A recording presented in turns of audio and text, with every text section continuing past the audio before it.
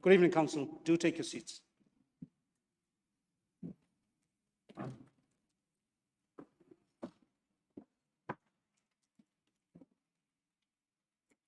Just trying everything.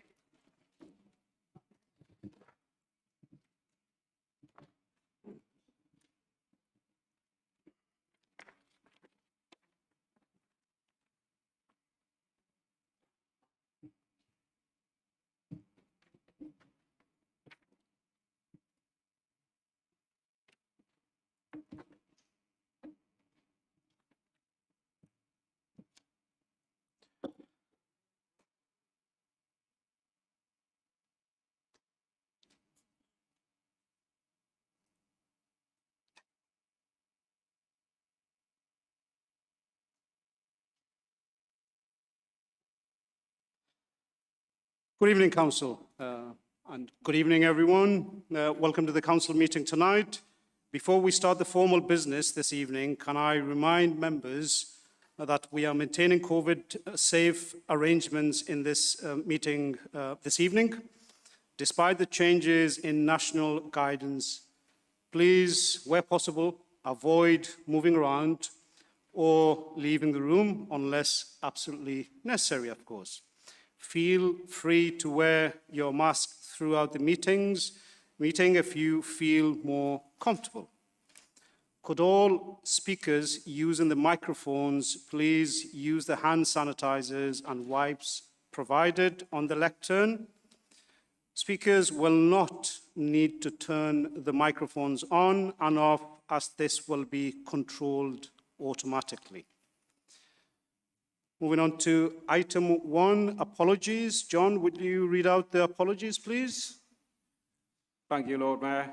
We've had apologies from councillors Avery, Beecham, Chisholm, Cook, Donaldson, Gallagher, Hall, Brian Hunter, Keating, Laverick, Lovett, Lawson, Morrissey, Shamel Rahman, Karen Robinson, Schofield, Shatwell, Hazel Stevenson, Stokel Walker, Stevie Wood, Taylor and Wright. Thank you. Item 2, minutes of previous meetings. Does Council agree the minutes of the previous meeting held on the 12th of January 2022? Agreed. Thank you. Item 3, official announcements.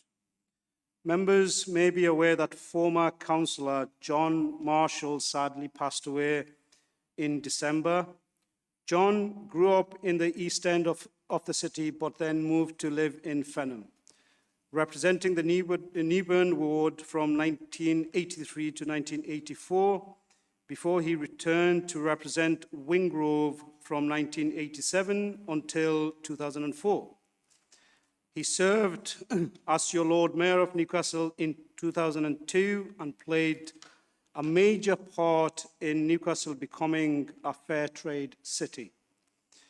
He spoke up for those in need and continued his work in CAFOD, the Catholic International Development Charity, for many years after retiring as a councillor in 2004. His work on behalf of those in need included asylum seekers and those unable to feed their families was hugely appreciated by those in the West End. Can I take this opportunity to offer Council's deepest sympathies and condolences to his wife and all his family members? Can I ask members to please stand to observe a minute's silence as a mark of respect?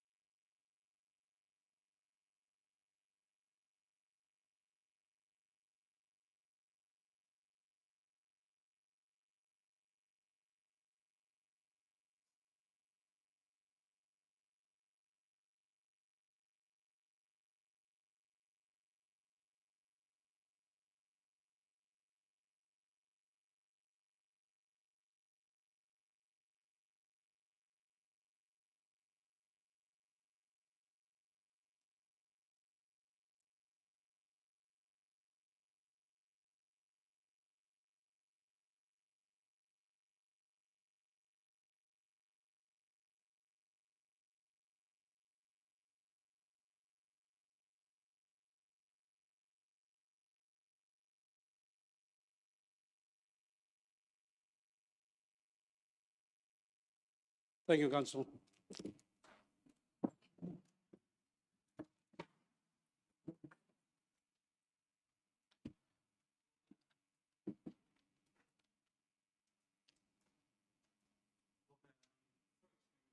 Inform you and other members that we've heard this afternoon of the death of former councillor Colin Gray as well. And for members that remember Colin, he was quite a character. He first entered Newcastle politics as a Conservative candidate in the 1959 general election.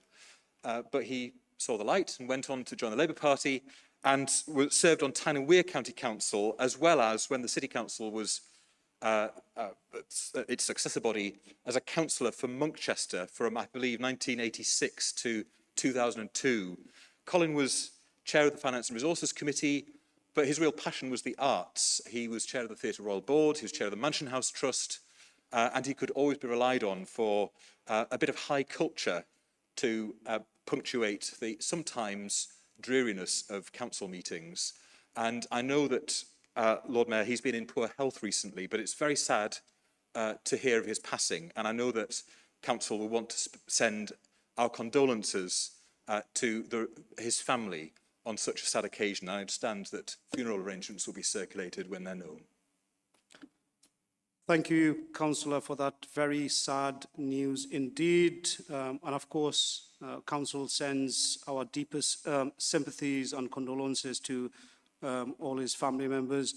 Council, can I ask each and every one of you once again to observe a minute silent, please.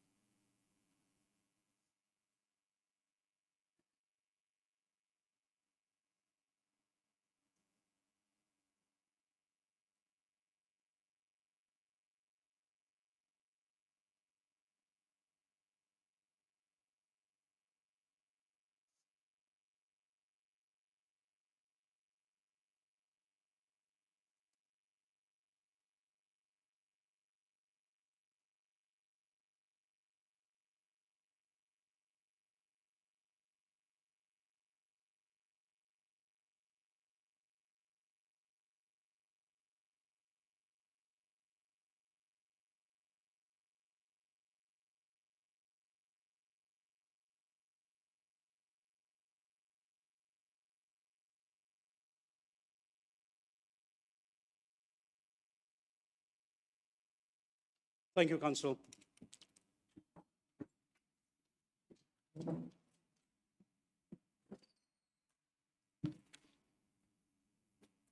Moving on to item 4, correspondence. Does Council agree to receive the letter from Department for Business, Energy and Industrial Strategy? Thank you. Moving on to item 5. Petitions. No petitions were submitted this month. So moving on to item 6, public question time. Members, you will be aware that we received 2 requests from public to address Council tonight. One of those requests was accepted and one of those requests was not accepted and was dealt with in accordance with the standing orders. A response will be given to the requester and sent to all members.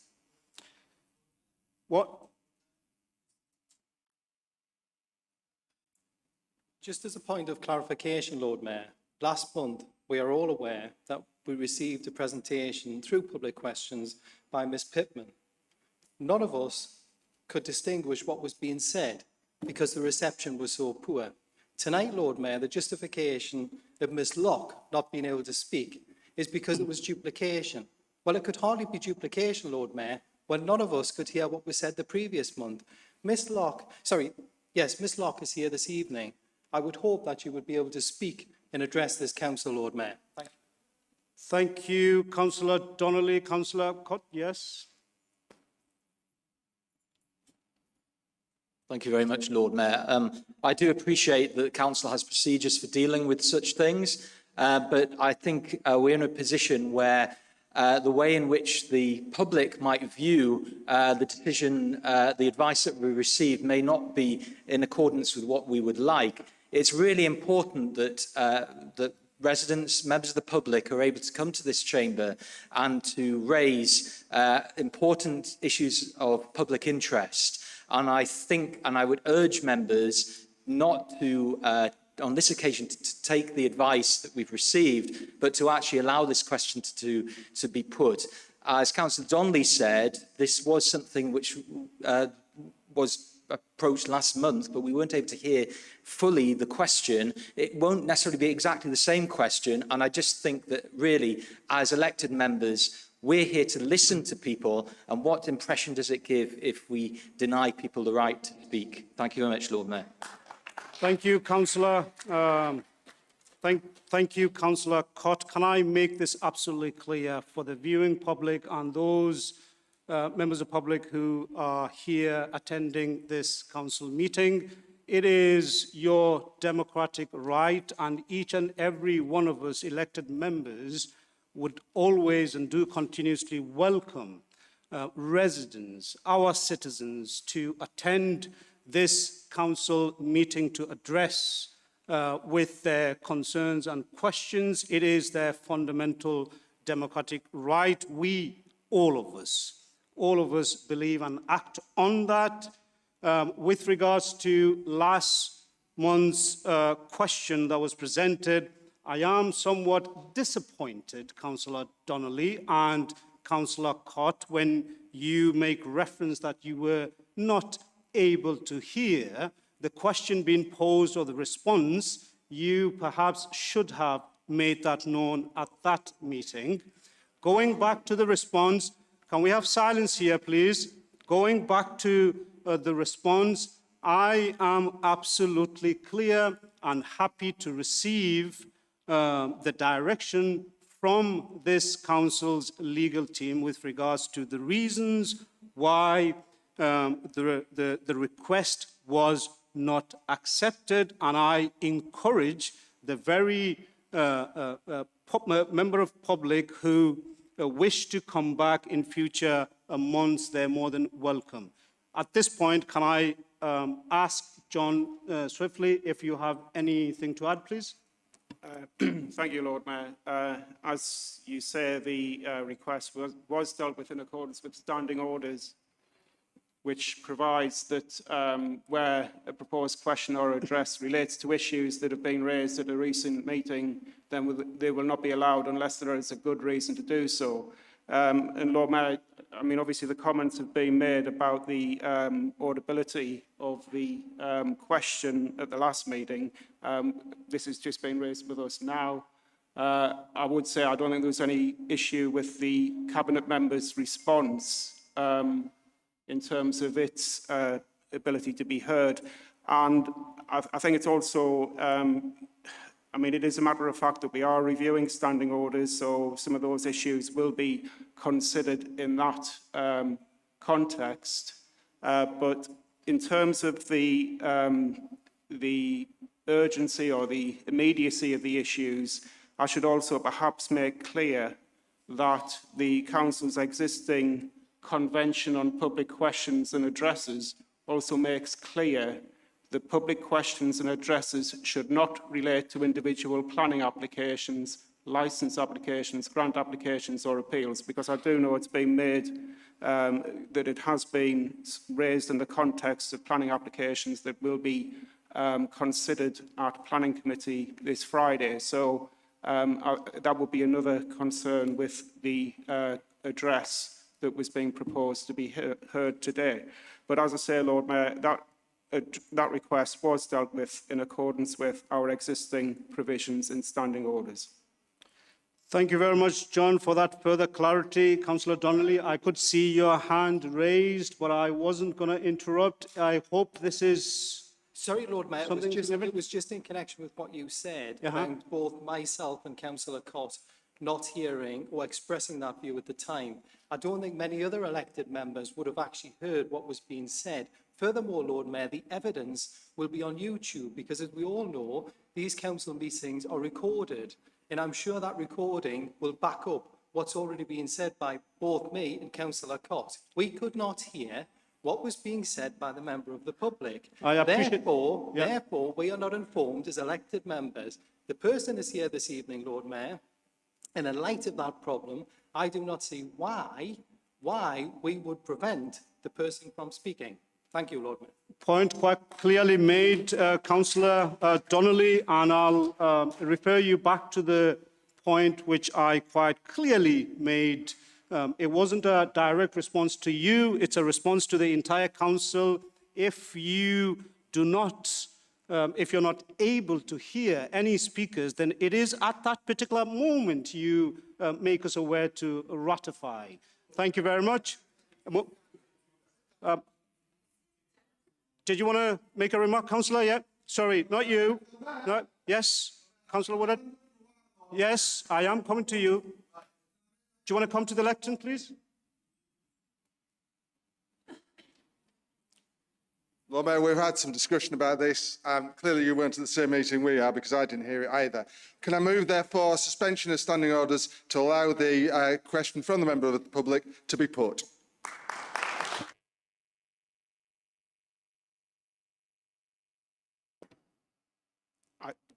Lord Mayor, it's quite a novel point, but you're asking to suspend standing orders, but this relates to the items on the agenda, and this matter wasn't included on the agenda, so suspension of standing orders doesn't address that.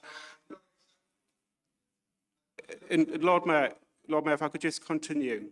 Yes. As I said before, there was a reason why it was considered that the matter shouldn't be brought to this council meeting on the basis that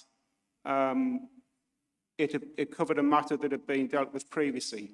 Obviously, members have raised issues with the extent to which they could hear the debate at the last meeting, or the presentation at the last meeting. That might be something that we can consider and look at for the next meeting or for a subsequent meeting. But I'll go back to what I said before. The presentation refers specifically to planning applications which are due to be considered by Planning Committee on this Friday. And that is a reason why it cannot be brought to this council meeting. Thank you, John. That is quite clear. I really don't intend to spend much more time on this, and I hope this is quite significant and important. Yes, Councillor.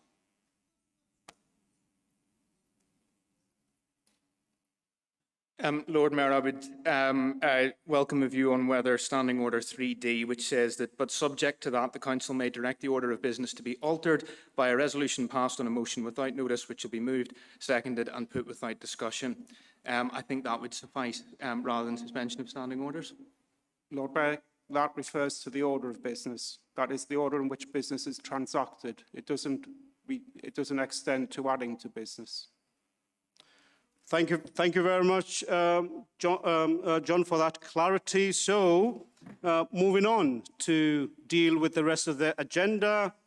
Item number 6, as I have just made everybody aware, 2 requests was made for a public speaker to come and address the council. 1 was not accepted, and we encourage that individual member to come back to the council should they wish to. Can I therefore invite Alderman Barry Phillipson to ask his question before Councillor Forbes to respond. Alderman Barry Phillipson.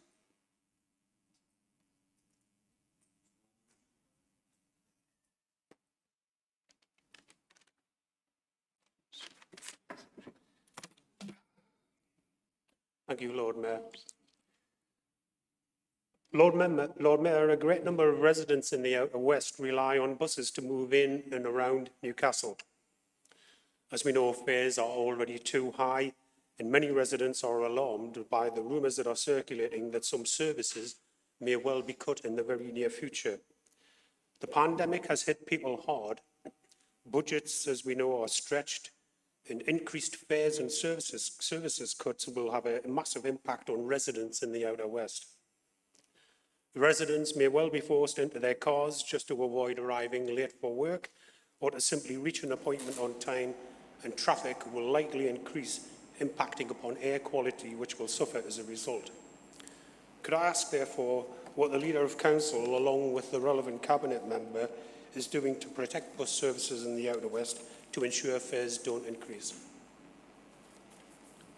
Thank you, Alderman Phillipson. Councillor Forbes to respond. Thank you, Alderman Phillipson, for bringing this question to Council. I know it's a concern shared not only by communities in the Outer West of the city, but also in many communities for whom buses are literally a lifeline. Before commenting on the proposed bus cuts, I would like to pick up on your comment about people being forced into their cars. It's easy to say it's a simple choice for people to leave their cars at home, but the reality is that's not always the case. Many people now own vehicles through leasing or purchase agreements. This means paying hundreds of pounds a month just to have the option of a car, let alone the costs of running it. Recognising the rising cost of living even before the current crisis, not many can afford to pay for the cost of a car and then add the cost of bus fares on top. This creates a system where when people have purchased a car, they often, even subconsciously, are locked into using it. It is this car dependency in our society that we need to find alternatives to. Car ownership and use has led, over many years, to a significant growth in traffic that has affected buses both through increased congestion and, because of fewer passengers, the cost of travelling. We need measures to tackle congestion and give buses priority in busy traffic. That's why we're creating a bus loop around the city centre, installing bus lanes on the many major routes, and have invested £10 million in upgrading traffic signals to help buses move around more easily. I'm also pleased that there's now a new commitment in Nexus for a feasibility study into the potential for slashing fares to encourage people back onto the buses. And above all, we need a comprehensive bus network that serves people's needs. And I'm sorry to say, Barry, that the rumours you've heard seem to be true. The government is bringing to an end the COVID support funding it has provided to commercial bus companies since the pandemic began, despite passenger numbers still being way down. Bus companies like Stagecoach say they need to make cuts or make unsustainable losses when this government funding ends next month.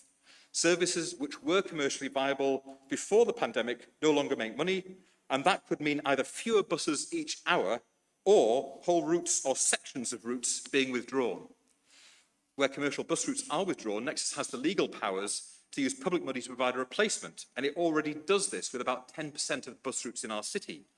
And I've just come from a meeting of the Joint Transport Committee where we have agreed with other councils to approve a budget for Nexus maintaining its current £10 million spending on these secured bus services, despite unprecedented financial pressures. In this way, we're making sure that Nexus is as well placed as it can be to stave off the worst effects of the commercial cuts we can expect to be coming. And as a council, I've been making the point that those areas of our city without access to the metro, such as the Outer West, must be a high priority for Nexus to support. But while we recognise that bus operators say they need changes to services to reflect the fact that government's ongoing COVID support grant is due to finish, that isn't to say that I agree with them.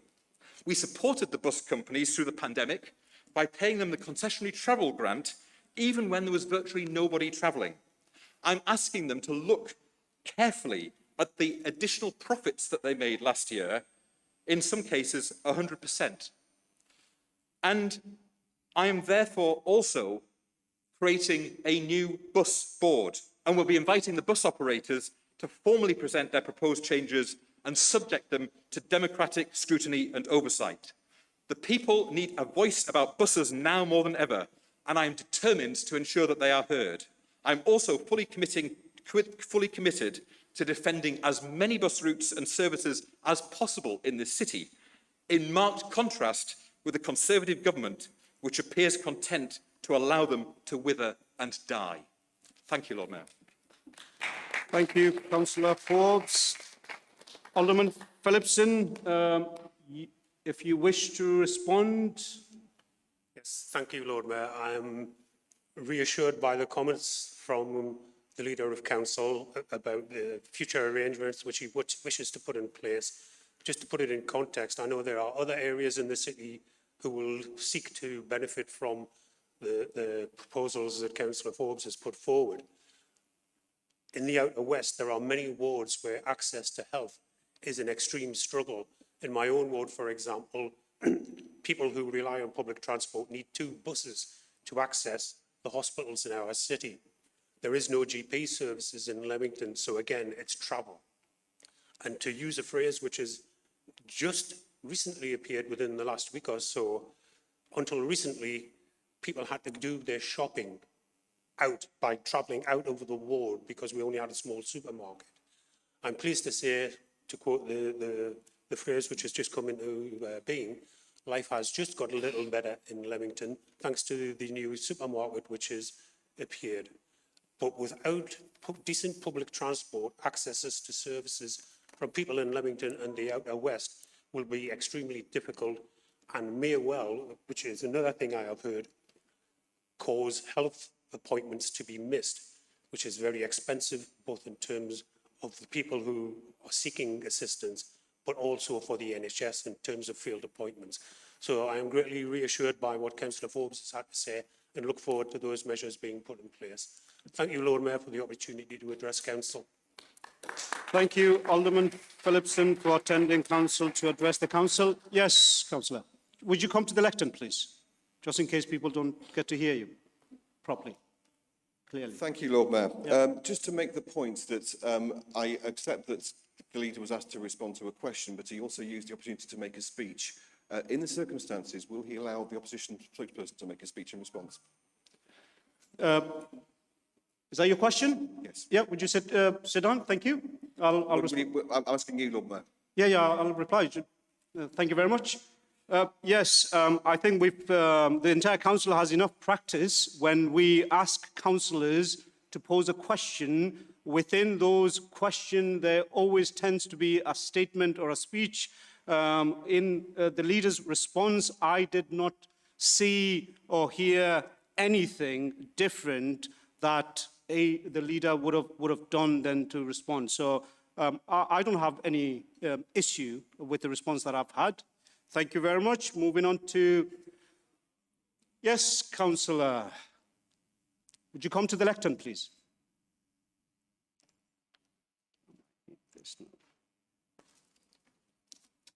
Lord Mayor, Alderman Phillipson raises a really important issue for the Outer West, and I'd like to ask that under Standing Order 11G, this be referred to Scrutiny Committee to look at all the issues around public transport in the Outer West in particular, and to report back to Outer West councillors. Thank you, Councillor.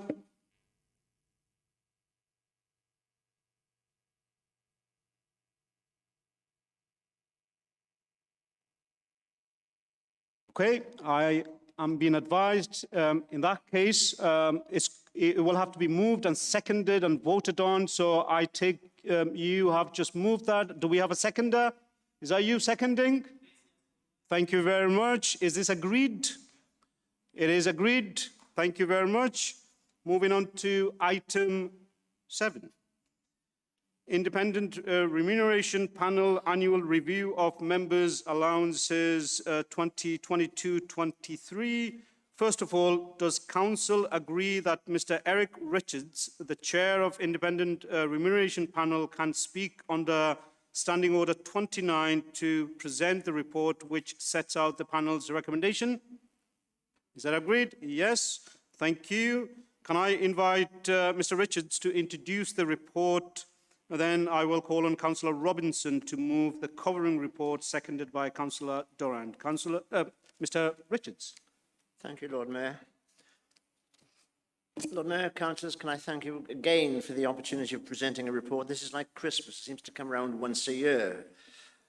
Now, I know I'm not the Sue Gray of Newcastle, but I suspect this report contains items which some of you may not like to see, but it's an objective report from our perspective. We are aware, obviously, the panel were aware very much of the overall budgetary position of the council and indeed local government generally in the country.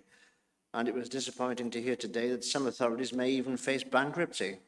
But what we have done is to consider your roles as councillors. Now, we are not told by the council or anyone else what we should or should not include in our report. We are very, very objective.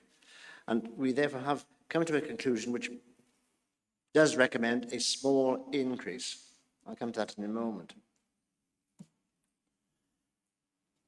What we have done is looked at the role councillors have, the value that is placed upon your services, and recommend what we think is a reasonable allowance in the current climate. Now, can I remind the council, of course, you are responsible for a multi-million-pound budget and several thousand employees. You're a big organisation, and you manage it. At the end of the day, officers propose, members dispose. That's what I've learned in 40 years in local government as an officer. But can I remind you, you're ultimately responsible for the decision, and it is up to you as members as to what you ultimately decide what to do and what not to do. We were aware, I've been for many years, that some people out there think that all you do as councillors is turn up to a few meetings a year, sit down, say a piece, and go off and get an allowance. We know for a fact that is nothing like the situation that you have. Had it been that situation, it would have been very easy for us to make a recommendation. But we had to consider all the complications, the problems you face, the commitment you have as councillors, and in fact, we're aware also that in many cases what you get is less than the minimum wage. So that should not be forgotten, and neither should it be forgotten that what you get as a taxman on your shoulder, you are taxed for the allowances you get. The council life does indeed impact on your lives, and we do think that you are worth something at the very least. And what we have done is to recommend a relatively small increase. What we did was look at the various allowances. We took the consumer price index allowance as a bar. Having said that, the CPI at the time this report was prepared has now been overtaken and is more than the CPI recommendation at the time. We could have used the retail price index, which is again even higher, but we thought that was not appropriate. So, Lord Mayor, the recommended increase will still mean that you as councillors receive an allowance which compares favourably with many of your neighbouring authorities. I'm aware of recently that 2 authorities locally have decided to freeze their allowances. Well, that's something we'll come on to in a brief moment. But we nevertheless have recommended that you consider an increase of that small percentage, which may be very small in the overall context of the council budget, and therefore it's not a major increase as far as we were concerned. But again, at the end of the day, the decision is yours. We think as a panel that you as councillors are running a tight ship with your allowances. You don't go over the top. And if you were to accept the recommendation, we think it would be justifiable. But of course, it is a matter for you as councillors. I think one other point I would like to make. We did interview one member of the council in the process. If the panel is still around next year, the panel members felt they would like to interview other members of the council to assess their roles and so on, and to hear what they have to say about working as a councillor. But that's for next year's panel, and it would be, we hope, cabinet members and backbench members to get a broad spectrum of how you all have to deal with your various duties as councillors. So the report is there, Lord Mayor, and as they say in Parliament, I commend the report to the House, or to the Council anyhow. But in doing so, may I make one last point? The panel were aided substantially by Linda Scott and Janet Howard as advisors and officer support, and putting it crudely, I don't know where we would have been without them, but they were very helpful to us, and I think that, well, the report, Mr. Lord Mayor, is self-explanatory. There is a recommendation there. You may or may not accept it. It is up to you individually or as a body. But I think, as Rafael Nadal was told last week, the ball is in your court. Thank you. Thank you, Mr. Richards. Can I call on Councillor Robinson to move the covering report to be seconded by Councillor Durand? Councillor Robinson. Thank you, Lord Mayor. Can I take this opportunity to thank Mr Richards and the enumeration panel for all their hard work, which has been a challenging year again for the rest of us. And I formally move the report. Thank you. Thank you. You formally move the report. Councillor Durand. Thank you, Lord Mayor. I'd like to echo Councillor Robinson's sentiments and thank the panel, and I formally second the report. Thank you, Councillor Durand. Formally seconding the report. We have received 2 amendments to the recommendation in the report. One proposed by Councillor Kilgour and one proposed by Councillor Hunter, Lawrence Hunter. However, as you will see from your information pack, those amendments are actually identical. So there is, in practice, only one amendment to consider. I now call on Councillor Kilgour to move the amendment to be seconded by Councillor Forbes.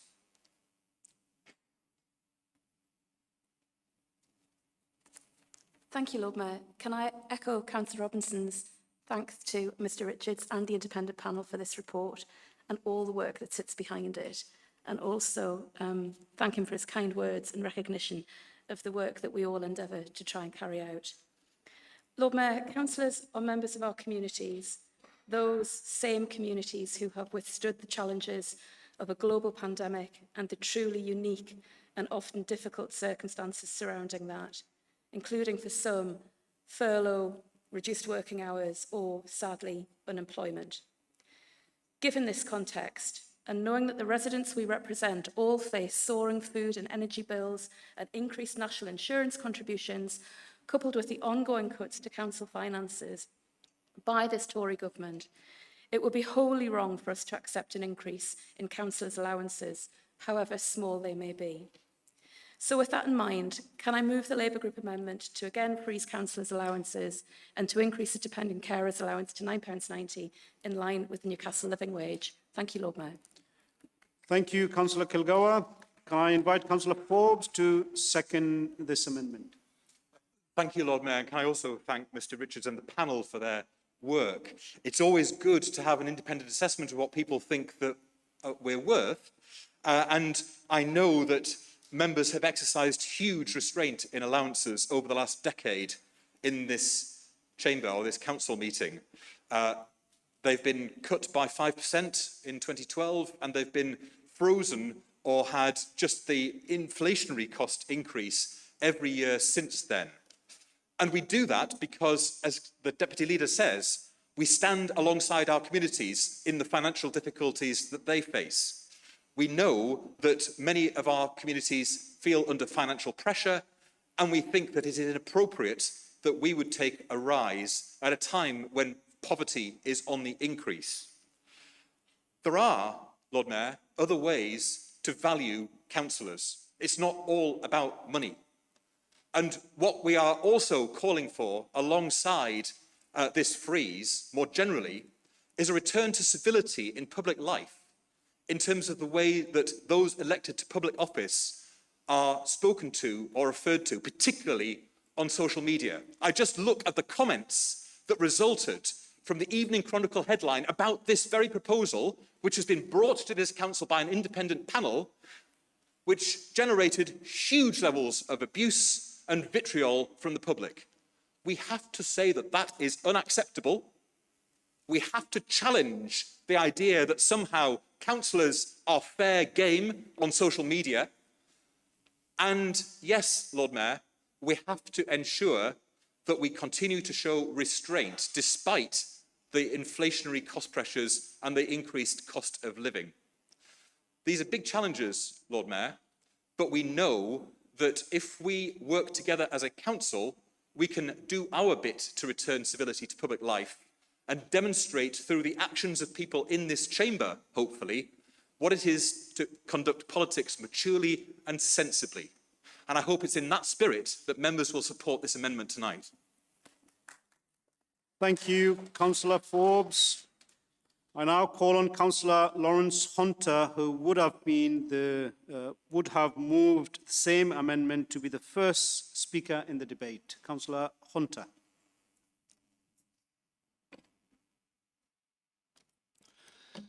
Good evening, Lord Mayor. It was amazing to find out this afternoon there was two amendments to item 7.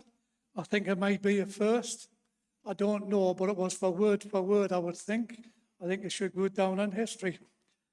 Lord Mayor, I return to council for what I could hopefully give back to the residents of the city. As at a time of increased costs in all walks of life, it does not sit comfortably with me to see a rise in council's allowances, whilst the council talks about pressures that the public face, choosing heat or eat. Council tax is going up, council rents are increasing, and it is definitely not the time to increase councillors' allowances. Thank you, Lord Mayor. Thank you, Councillor Hunter. Can I invite Councillor Cott?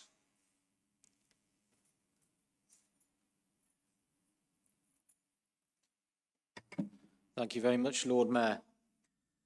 Thank you very much to Mr. Richards and to the work of the Independent Remuneration Panel. We do appreciate very much the work they all do on our behalf, so thank you very much for raising those issues. One of the things that was mentioned in Mr. Richards' comments was that to actually vote for the allowances was actually justifiable.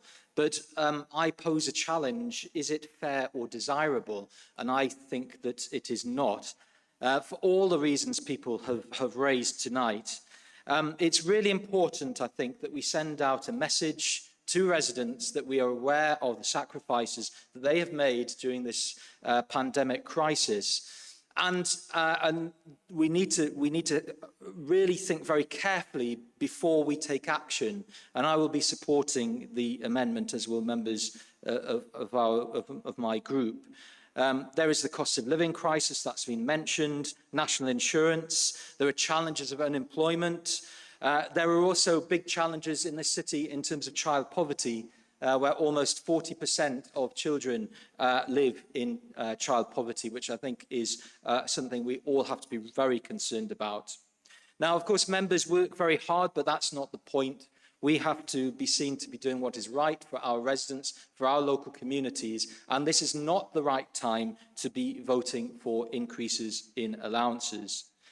One of the things that we have said on a number of occasions, and I'll make this point again, is that this is actually an issue which probably ought to be handled at a national level. There are various different approaches that different councils have, and that was kind of alluded to in something that Mr. Richards said.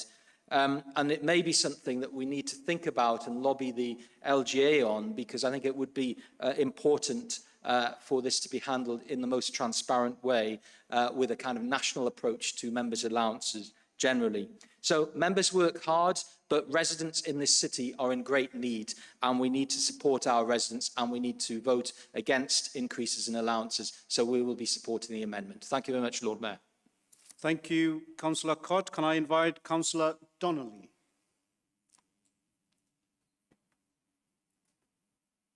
Thank you, Lord Mayor. Firstly, as elected members, we should not be part of this process. There is obviously a conflict of interest as members are voting for their own increase. Residents have not been consulted regarding this, and as a recommendation, it should in future years form part of the budget consultation and be discussed openly with residents across this city.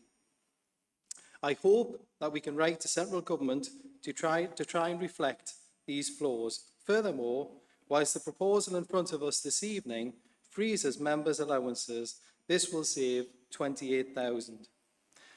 The members' allowances amounts to just under 1 million. I would suggest Council consider the following.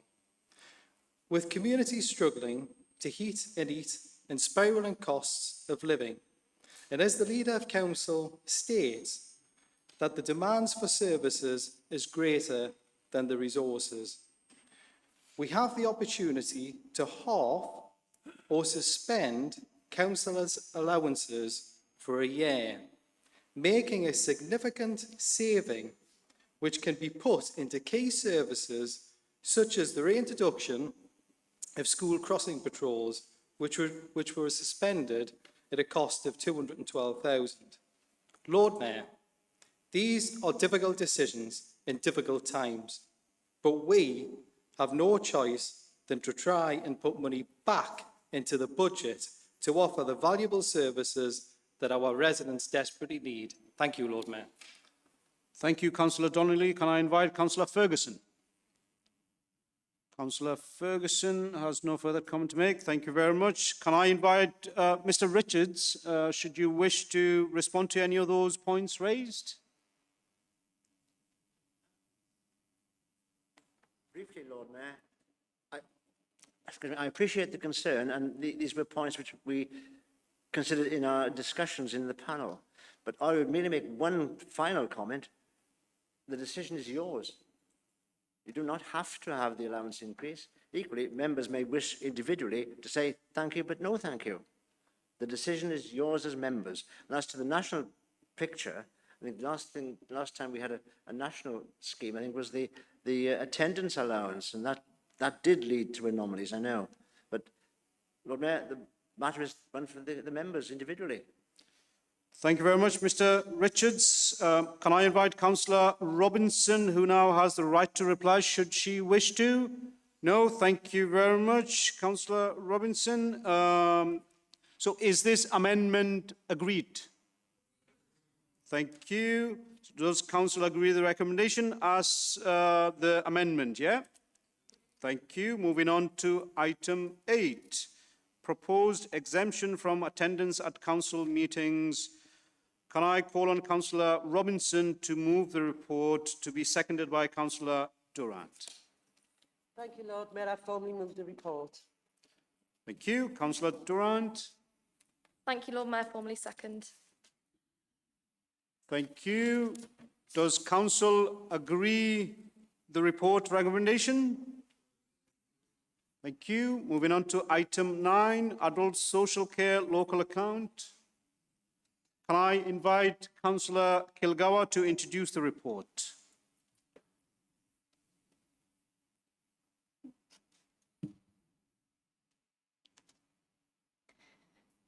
Thank you, Lord Mayor. I'll try and keep this short because I'm sure we're already overrunning.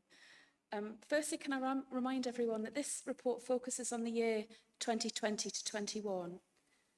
This was the year that the COVID-19 pandemic first touched our city, placing incredible strain on people and services, none more so than those who rely on social care support.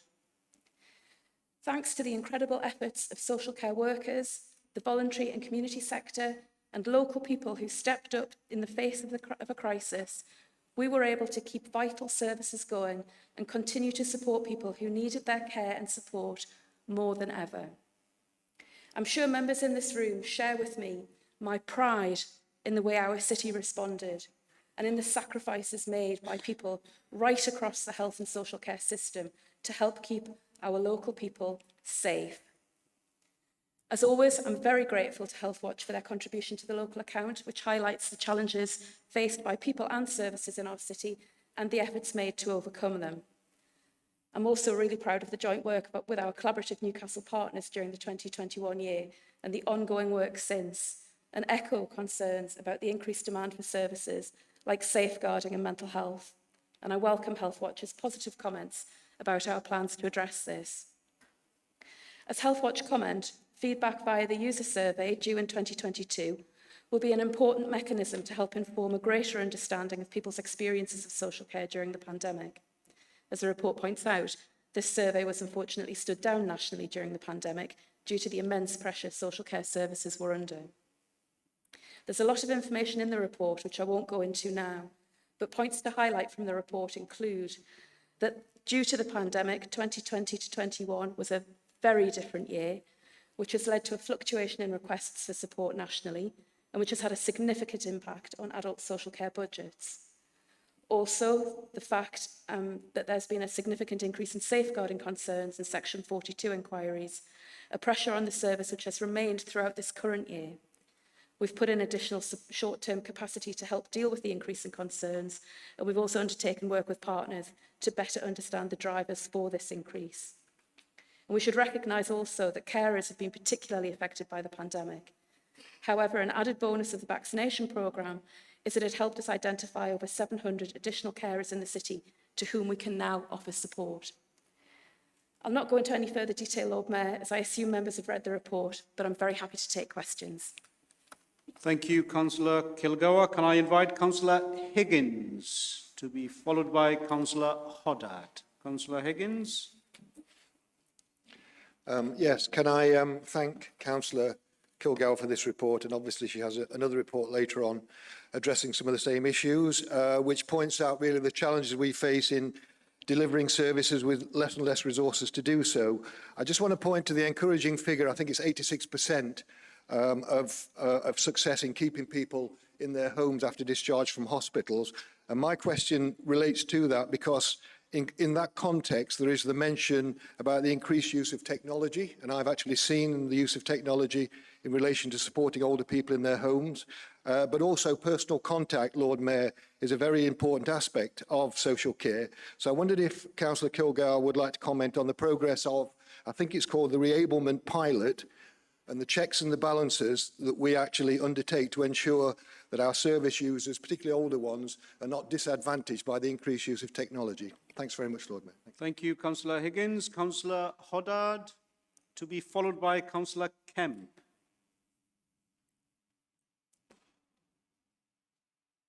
Thank you, Lord Mayor, and thank you, Councillor Kilgour, for your report. I think we're always supportive of the work undertaken by our social care staff who've really pulled out all the stops over the past 2 years. But I want to ask another question, and that is to ask Councillor Kilgour what kind of legal or similar advice she has received about the possibility of a resident receiving social care via, say, a day centre or a care home or via our care in the community staff who may have contracted COVID-19 from an unvaccinated staff member. And what was the result of that advice? Thank you. Thank you, Councillor Hoddard. Councillor Kemp.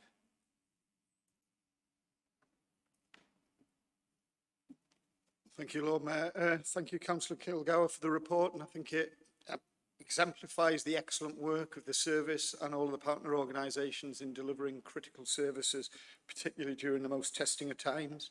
Karen, I was interested to read about the reducing numbers of people accessing long-term support, and is there a link to COVID and how we might meet a potential increase in demand for the services in the future? Thank you, Councillor Kemp. Councillor Aver, Ali Aver.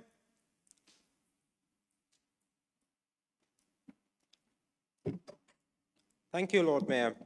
In adult social care, what measures do we have in place to ensure the staff are culturally skilled when dealing with ethnic minority service users that have mental health issues, learning disability, and dementia? And do these supporting measures extend to the family members and unpaid carers? Thank you. Thank you, Councillor Aver. Councillor Iram Ali, to be followed by Councillor Torkel, Ian Torkel. Thank you, Lord Mayor. I would like to ask the Deputy Leader, the national increase in safeguarding referrals is alarming, and I was very interested to read about the Newcastle Adult Safeguarding Board's work around the links between poverty and safeguarding. Could you kindly share with us the next steps? Thank you, Councillor Ali. Councillor Torkel.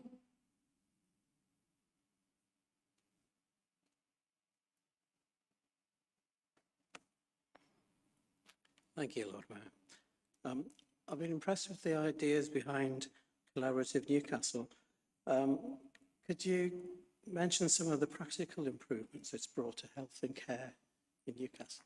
Thank you. Thank you, Councillor Kemp. Can I invite Councillor Kilgour to respond?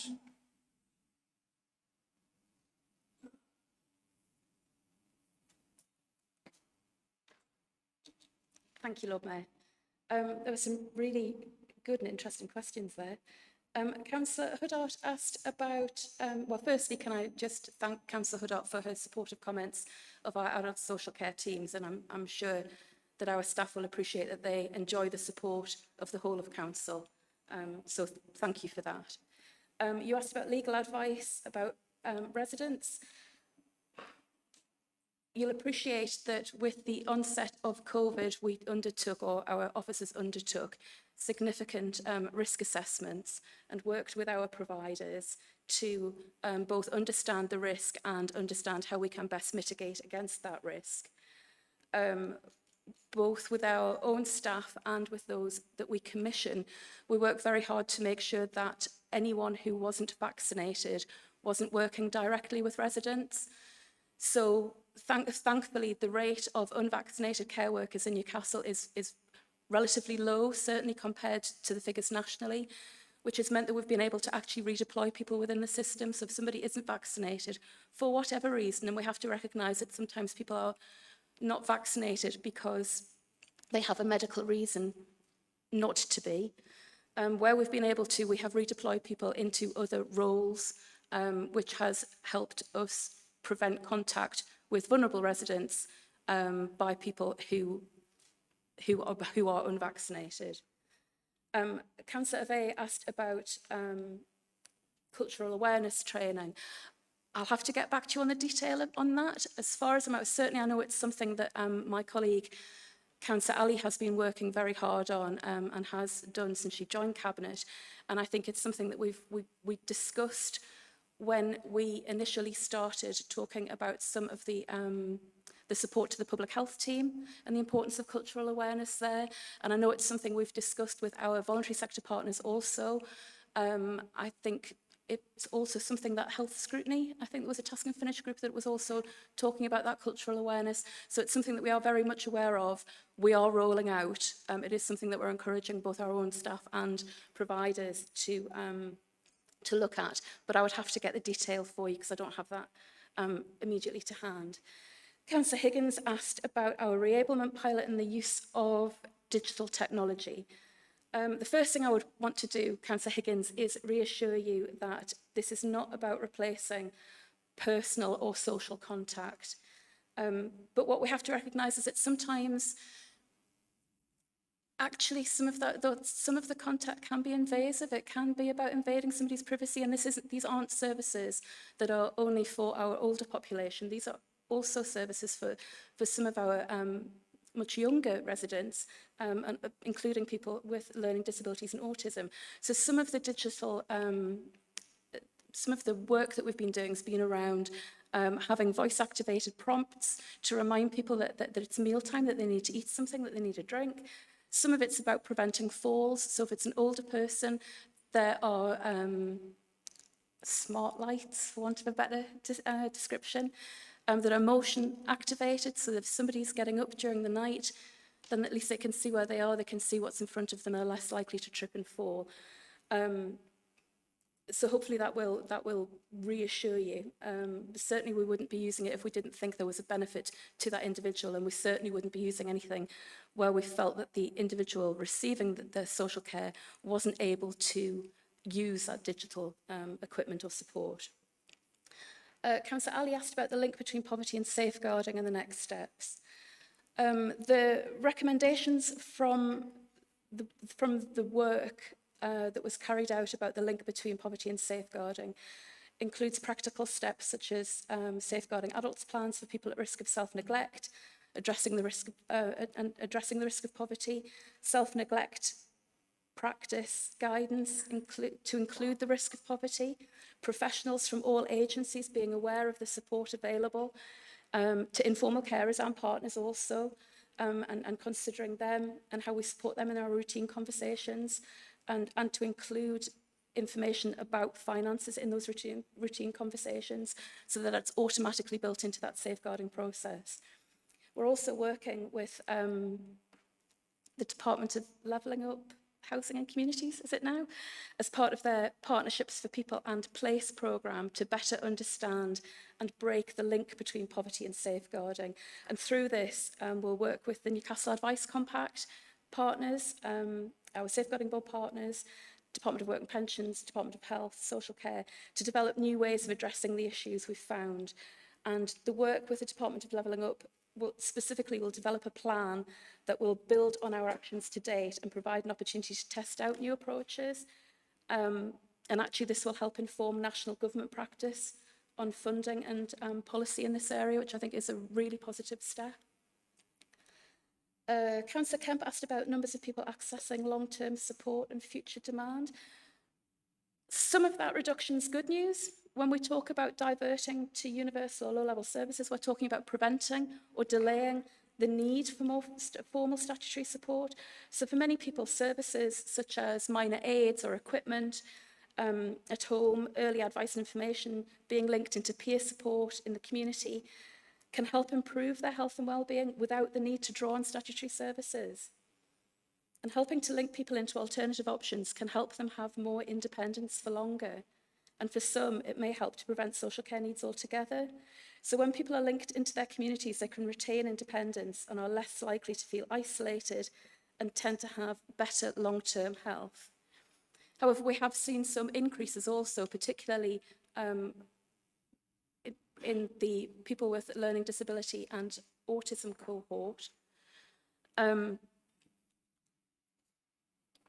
What we have committed to do is, going forward, we'll be using some of the learning from COVID, from the pandemic, to think about our service model and how we boost support in our communities.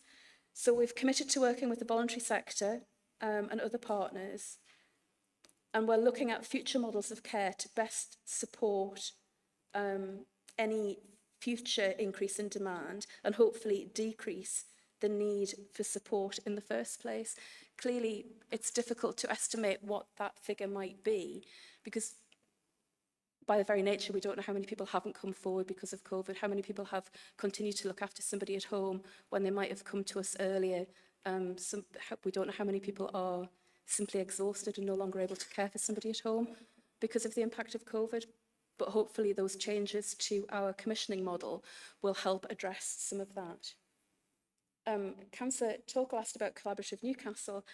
There are a few examples. There was the creation of the care home wraparound support team. It's a fantastic piece of work. That team has helped ensuring that good quality PPE was distributed across our care homes in a timely manner and in a way that made sure they had sufficient supply. It ensured that our care homes understood ever-changing guidance, again in a timely fashion. It made sure that there was a supply of staff available so that if a particular care home was in danger of having a number of people absent from work because they were either poorly themselves, were isolating or had caring responsibilities, then there was a pool of people that could be drawn on to ensure that that care home could continue to work effectively.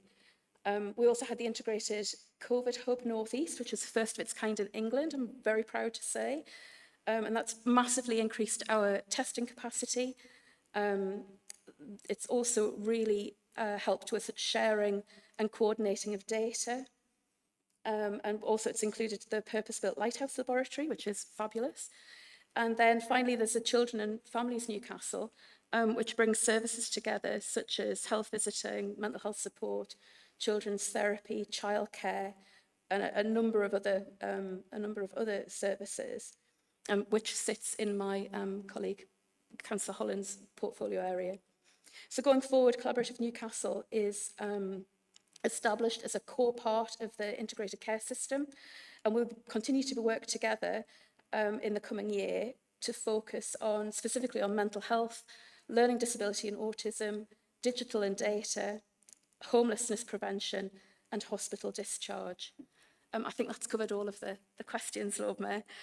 To wrap up this particular report, the time period that this report covers has been extraordinary, and it's a tribute to our staff and the whole adult social care system that they continued to deliver vital services in the most difficult circumstances. Almost 2,000 people received short-term support from our reablement service. Around 5,000 people received long-term support. Over 1,500 unpaid carers were supported, and over 10,700 safeguarding concerns were investigated. As a council, we should be proud of this record and of our staff, and I commend the report to Council, Lord Mayor.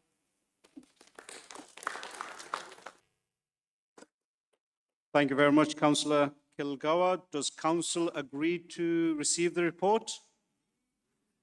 Thank you very much. Moving on, item 10, reports referred from the Cabinet, review of Gambling Act 2005, statement of principles. Can I invite Councillor Hobson to move the report? Do we have a seconder for this? Councillor Powers, thank you.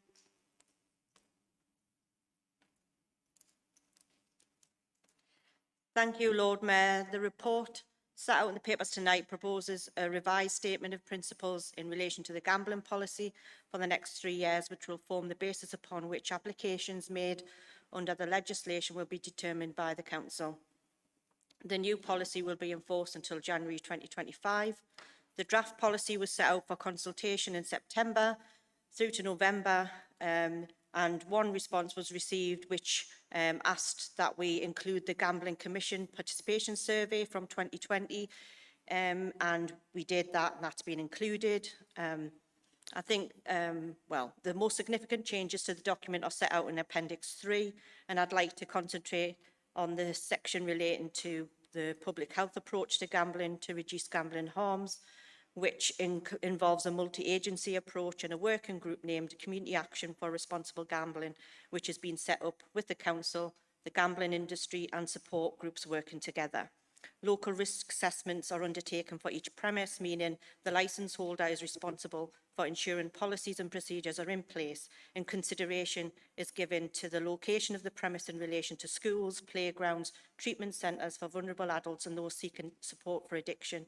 Consideration is also given to local crime statistics, and officers can carry out proactive inspections to check compliance, including test purchasing. So I'd ask City Council to give approval to and adopt the gambling policy. Thank you, Lord Mayor. Thank you, Councillor Hobson. Councillor Powers to move the report.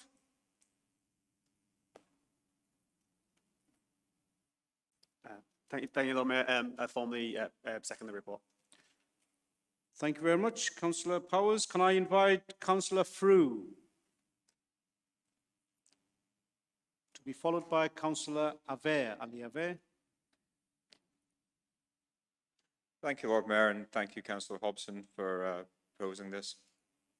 If we cast our minds back to 2018-2019, the before times, there was a massive political battle in Westminster about fixed odds betting terminals, and that culminated with a reduction in the stakes from £100 to £2. And that was a massive win, despite a huge amount of opposition from the gambling lobby, which was putting money into the pockets of certain MPs, certain political parties.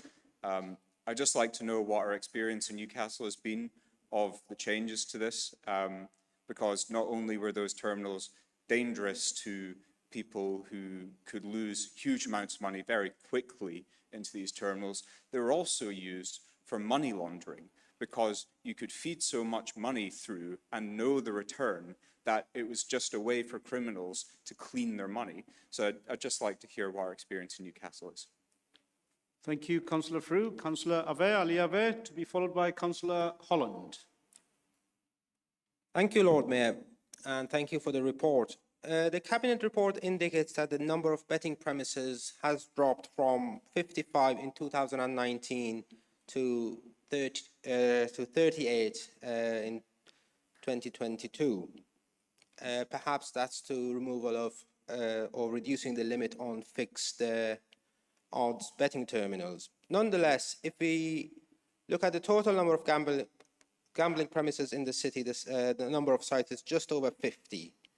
That's almost as many as community pharmacies that we have in the city. Do we really need so many gambling premises, of which many are in the most deprived part of our city? And is there anything that we can do as a council to put an end to the predatory behaviour of many of these companies that on many occasions target the poorest in our society. Thank you. Thank you, Councillor Ave. Councillor Holland. Oh, sorry. Thank you so much for this very comprehensive and timely report. I mean, it is relief that we are reducing betting shops or bookies, as we used to call them. But currently, one of my greatest concerns is the increase in online gambling that's targeting children.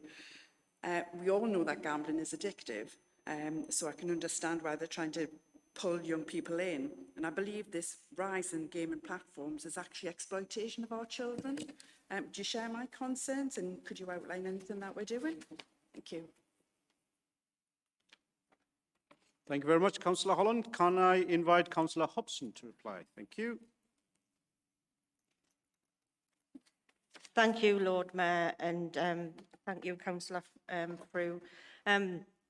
Yeah, the fixed-term betting terminals is an area that this council lobbied government on, and as a consequence of that, we've seen a reduction in gambling premises across the city from 74 to 58, and I think that is as a consequence and a direct consequence of that. It absolutely awful, and I absolutely share what Councillor Frew had to say about that. Councillor Ave, on the number of premises that we have in the city, I think that reduction is quite significant over the last 3 years. And again, I share your concerns on where and when these betting establishments show themselves across the city. And you're right, they do tend to target the most vulnerable. And having this public health approach, I think, is really significant. And when we are looking at where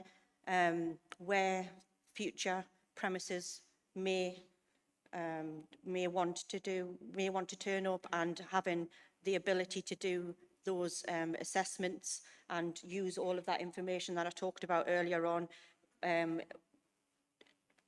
in consideration for those premises, I think that's going to have a significant role to play in that. Councillor Holland, in relation to children in online gaming and gambling, we've got a motion on the agenda later this evening, which we might not get to, which talks about the online harms, the online gambling harms that can be caused, and in particularly how it's being targeted towards children. And it is absolutely gambling. They are getting children to buy these things that they don't know what's in them, in the hopes that it's got something that will help them progress into a game. And it's just a way of getting them established into a gambling culture. And even the NHS has turned around and said that we're setting kids up for addiction, and we're teaching them how to gamble. The government called for evidence on this. They've had the evidence. They've had the evidence for many, many years now. They have promised a white paper that's going to look into the harms of online gambling, and in particular these boxes that are geared up towards kids and their gaming. We've been promised that last year. We're now in 2022. We've still yet to see it. This white paper that's meant to be coming forward. So I hope that we get to agree the motion later on the agenda, and that we write again.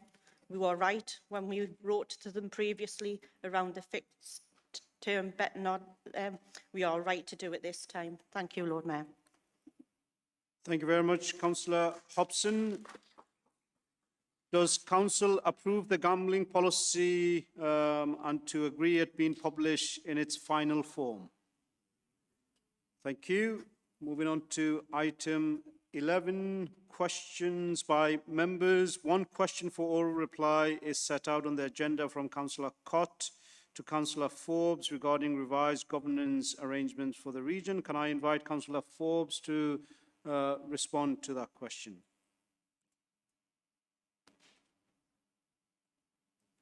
Thank you, Lord Mayor. And can I just check, Nick, do you have a supplemental to ask? You do. In that case, I'll give you a very brief response first. The government have just today, in the announcements in Parliament made around the white paper on levelling up, given a commitment to an expanded North East devolution deal.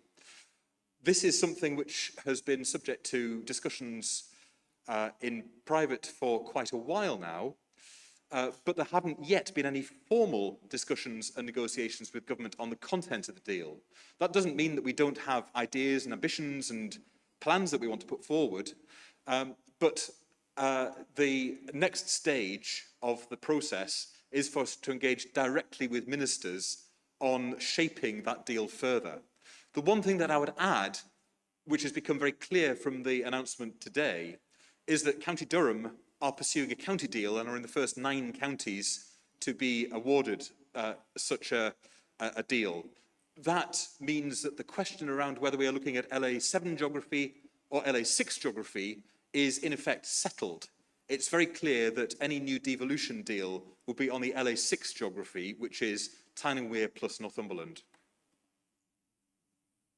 Thank you, Councillor Forbes. Councillor Cott, for your supplementary. Thank you very much, Councillor Forbes. And obviously that's hot off the press, so that's quite interesting. I will say then, in terms of the priorities for this council and for the region, I hope he will agree with me that it's really important that we explore all the possibilities around transport and about funding for transport, because we have some real problems across the Tyne and Wear metro network, for example. We need more investment in our metro services. You mentioned, of course, bus services earlier. We had quite a long discussion around that. That's really important. So I hope you'll be able to unite with me in supporting those priorities. And to make sure also that we have the best expanded mayoral authority that we can possibly have, and that we are able to use the levers of power also to look at how we can get powers over fiscal devolution as well, which are really important. And I hope that also you will pledge to work very closely with other local authorities. One of the reasons why there has been the delay, I think, is because of some of the internal problems, internal rivalries between authorities across the LA6 and LA7. I hope that they can be resolved and we can do what's best for the people of this region who need that investment. We need devolution as soon as possible, and more devolution than we have under the present model. Thank you very much. Thank you, Councillor Cott. Councillor Forbes to reply. Thank you, Councillor Cott. It's always been our intention to be an ambitious and generous partner as a council when it comes to further devolution. And you're quite right, the North of Tyne devolution deal covers many important functions like economic investment, skills and training and adult apprenticeships, adult education and housing, but it doesn't cover transport. And one of the bits of the jigsaw that we want to put in place is to bring back under one roof the transport arrangements which currently represented through the Joint Transport Committee were considered by government to be appropriate in 2019, but throughout the COVID pandemic they've written to us saying that there will be no more funding in our transport network unless we came back together as authorities. But we don't just stop there.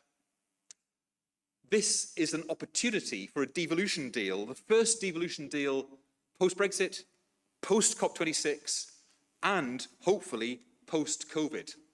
And I hope that we can show that by positioning Newcastle and the wider region at the heart of the new economy, with a real focus, not just on economic growth, but on investing in people, we can show how we can restructure the economy with humanity and dignity and lead people through change rather than people feel that change is done to them.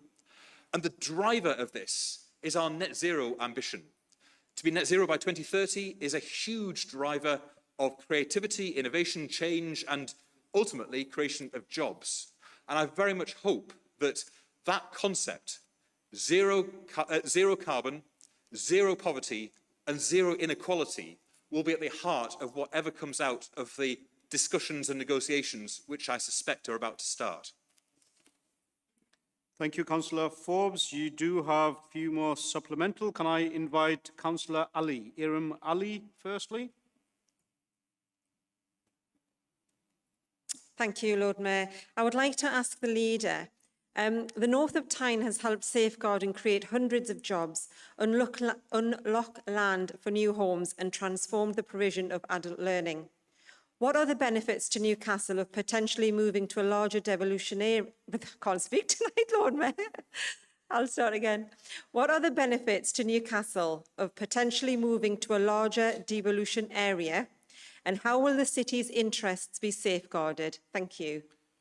Councillor Forbes to reply. Thank you, Councillor Ali, for a very important question and one which has been at the forefront of my mind over the last year or so. Firstly, I think there is an understanding that cities are very much the drivers and engines of economic growth in our region, but it's important that people are connected to the economic opportunities of cities rather than feeling left behind. I said a moment ago that we wanted to be an ambitious and generous partner when it came to further devolution deals.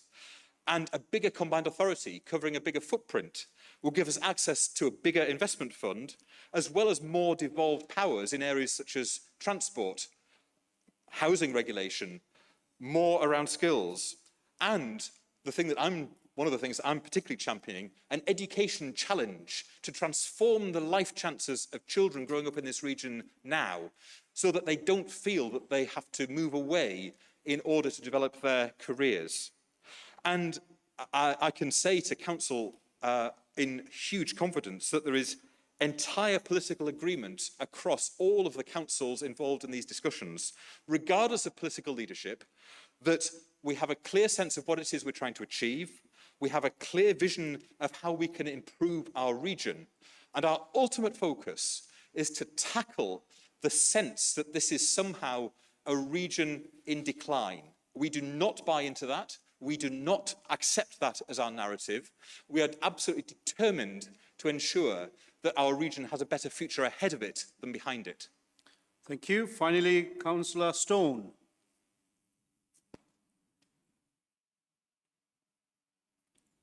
Thank you, Lord Mayor. I'm interested that this question was put in before the announcement was made today, and it's worked out quite conveniently in terms of timing.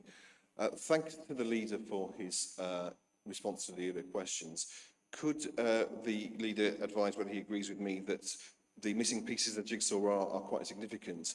I would suggest those missing pieces include the need for a mandate and democratic legitimacy. I think that was something that was fairly lacking in terms of the establishment of the North of Tyne Combined Authority.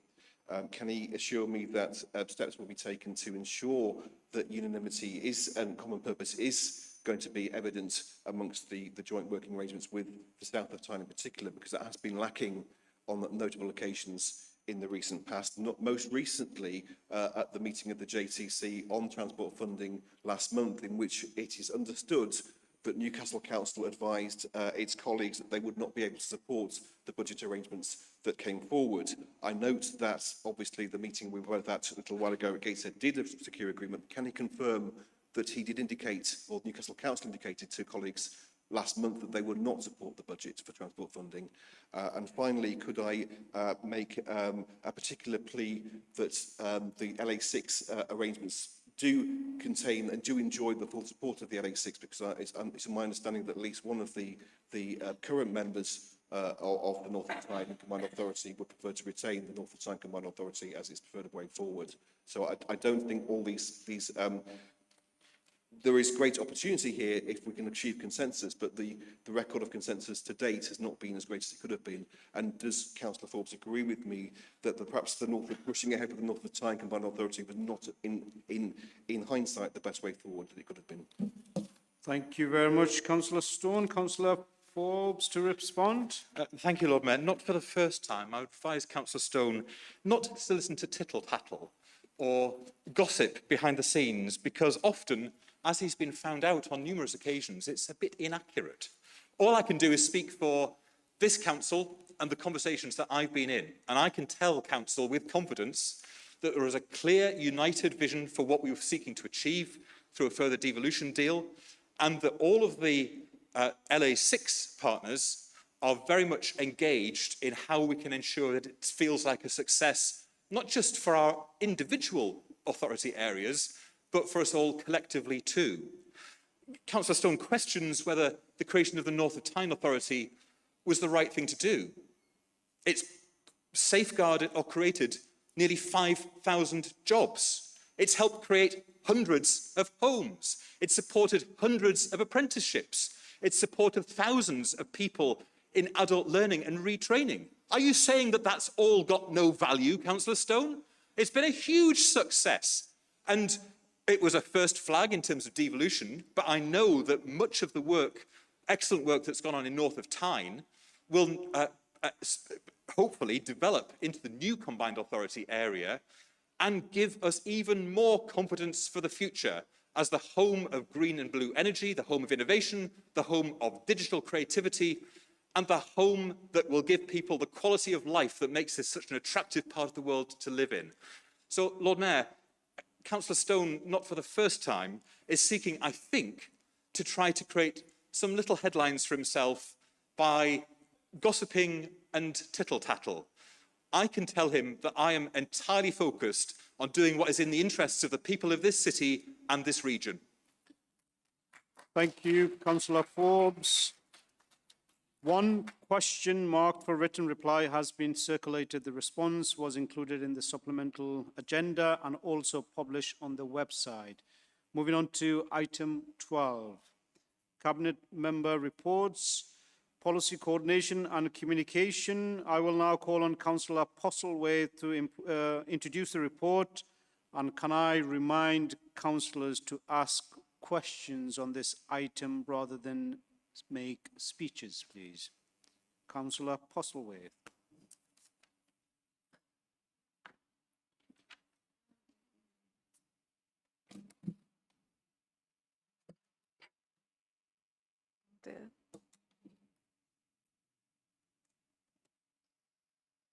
Thank you, Lord Mayor.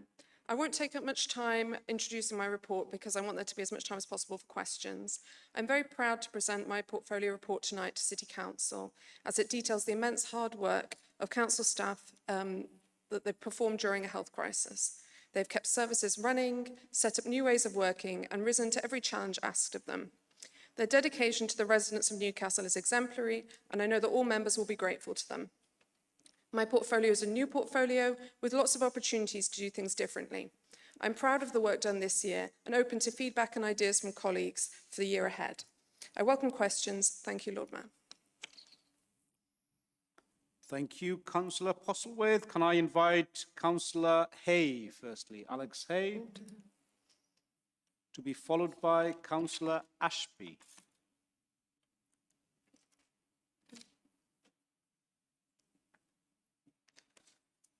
Thank you, Lord Mayor, and thank you to Councillor Postlewaite for her maiden Cabinet report. Our IT staff are fantastic. They deserve to be recognised. They have, throughout the pandemic, worked tirelessly to ensure, amongst other things, council staff can, where possible, work effectively, securely and safely from home. I was pleased to read on page 8 of your report, Councillor Postlewaite, that the team were nominated for an award at the National 2021 LGC Awards. Can you give us any more details on this? Thank you. Thank you, Councillor Hay. Councillor Ashby, to be followed by Councillor Gray. Thank you, Lord Mayor. My question is to the Cabinet member concerns the communications part of her brief. She's aware that last year there was a task and finish group on this topic. A lot of views were sought and a singular amount of hard work put into considering the issues and solutions, especially by Labour councillors. Has she read the report and what changes has she introduced as a result of its serious and substantial conclusions? Thank you, Councillor Ashby. Councillor Gray. Thank you, Lord Mayor. Thank you, Councillor Postlethwaite, for your report. During what has been a period of change in how and where we work, what has the council done to listen to the views of council staff? Thank you. Thank you, Councillor Gray. Can I invite Councillor Barnes? Councillor Barnes to be followed by Councillor Campion. Thank you, Lord Mayor, and thank you to Councillor Postlethwaite for her first report. As someone who works in education, I'm particularly interested in the mention that she makes to the work of International Newcastle and how it can benefit young people in the city. So I'd just like to ask if she could tell us a little bit more about how this work supports our schools and young people. Thank you. Thank you, Councillor Barnes. Councillor Campion to be followed by Councillor Durant. Thank you, Lord Mayor. With such a wide-reaching portfolio, I'd be interested to know what Cabinet members' priorities are and what her personal success criteria are. Thank you. Thank you, Councillor Campion. Councillor Durant. Thank you, Lord Mayor, and thank you, Councillor Postlethwaite, for a very comprehensive maiden report. I understand that the policy team develops policies that will help us to achieve our corporate priorities, for example, policies that will bring in more and better jobs and housing for residents in Newcastle. But could you tell us more about how the team works to influence government policy? Thank you. Thank you, Councillor Durant. Councillor Higgins.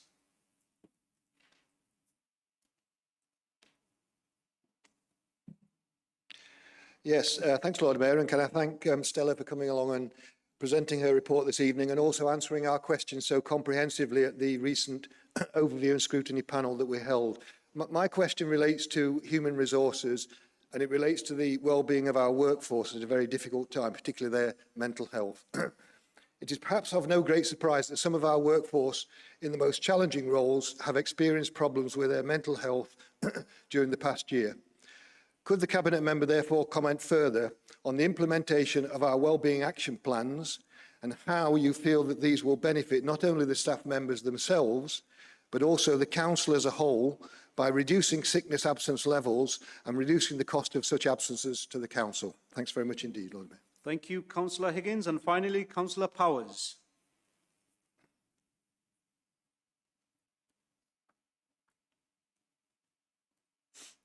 Thank you, Lord Mayor, and echo everyone's thanks to Councillor Postlethwaite for bringing this report to full council.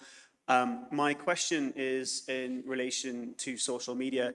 As we're all aware in this chamber, the increase in social media has demonstrated some of the uglinesses that it can bring in terms of the spread of fake news and the distrust in sources for where information comes from, something our politicians at a national level, at least, certainly with some of the demonstrations in Parliament this week, are not below the debts to sink to spread fake news about individuals.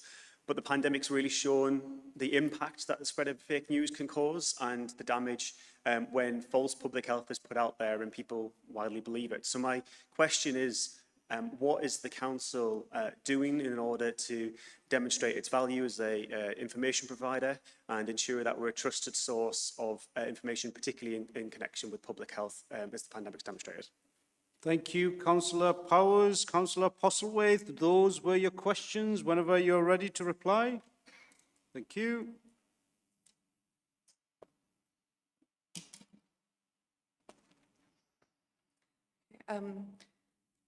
Councillor Hay, thank you for asking me about the ICT services team. It is indeed fantastic that the team were finalists in the large team category at the LGC Awards. I hope that everybody tonight would also want to congratulate them. The ICT team consists of 123 staff members, and they've been really busy during the pandemic. They've supported 2,500 council staff to work securely from home. They've enabled remote learning in schools, which has included providing thousands of devices to digitally excluded children. They've supported our public health team in its COVID-19 response, and all the while they've continued to work on innovation, including procuring a super fast broadband network. I'm incredibly proud of the team. The LGC said that all finalists showed great tenacity and sheer excellence. So although we didn't win, we were finalists, and they highlighted our team as being an outward-facing ICT team committed to communication. I think the second question was from Councillor Ashby. Thank you for bringing to my attention the work of this task and finish group. It does seem like it is a important report, and so I say that I personally haven't read it, so I'm glad you brought it to my attention. I can only assume that the actions and recommendations have been taken up by comms, but I will, after this meeting, I will find out for you. But as so much work went into it, I'm sure it's been taken up, and that's something that I need to double check. I think third question was from Councillor Gray. And that was about staff. So yes, it's absolutely essential that we listen to our staff, especially during a time where they've been asked to work differently. And that's why we've surveyed staff. There have been two very large surveys, one of staff working from home and another of frontline staff. I'm really pleased to report that both have been very positive, with very large numbers of staff saying that they feel pride in working for the council, that they feel that the council takes safety in the workplace seriously, that they feel they have access to the information, resources and equipment that they need, and that they feel that they've managed to remain connected to the rest of their team during the pandemic, which was a concern. And I would also say that a small number of staff during the pandemic did raise quite early on that it was better for their mental health to stay working at the council. It was something that was very important to them, and the council was able to accommodate that and allow them to, those small number of people, to work safely at the council in a COVID-safe way. So I think I had a question next from Councillor Barnes about International Newcastle and schools. We are the largest funder of International Newcastle, and through International Newcastle we participate in Newcastle City of Languages. In 2021, a Newcastle Schools Modern Foreign Language Network for language teachers was established through Newcastle City of Languages. There are now over 100 teachers signed up. Alongside partners, International Newcastle levered training and support for language teachers, links to international resources, events and activities, and opportunities for intercultural exchanges.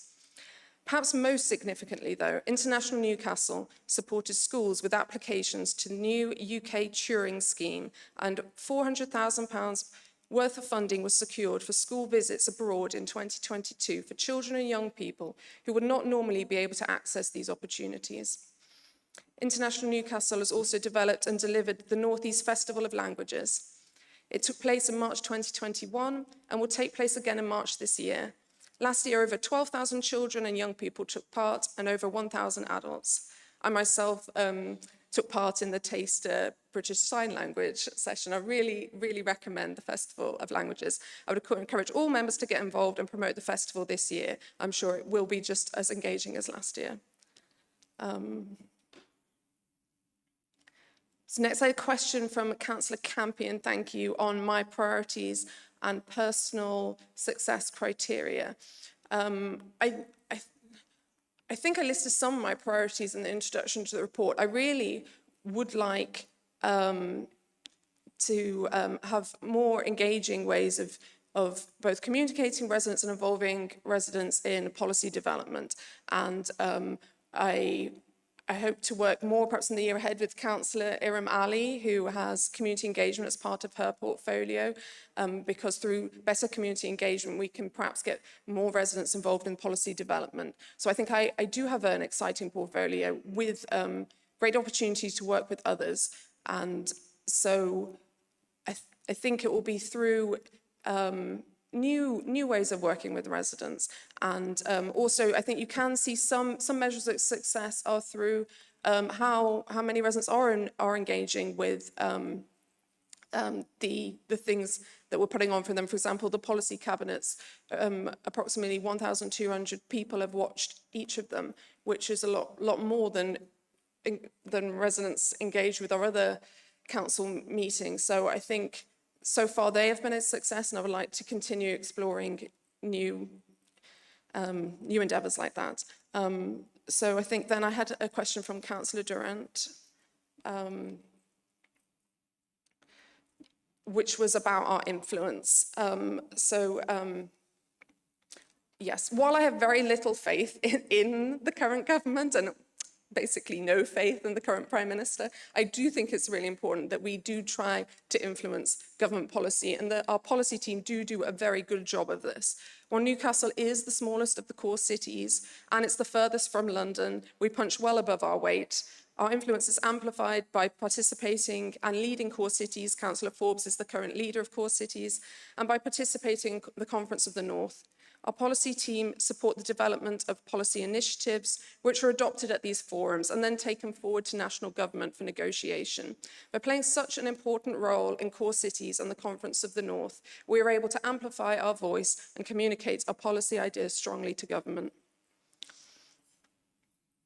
And I think I have a question next from Councillor Higgins on the mental health of our staff, which is an incredibly important issue. So thank you, Councillor Higgins.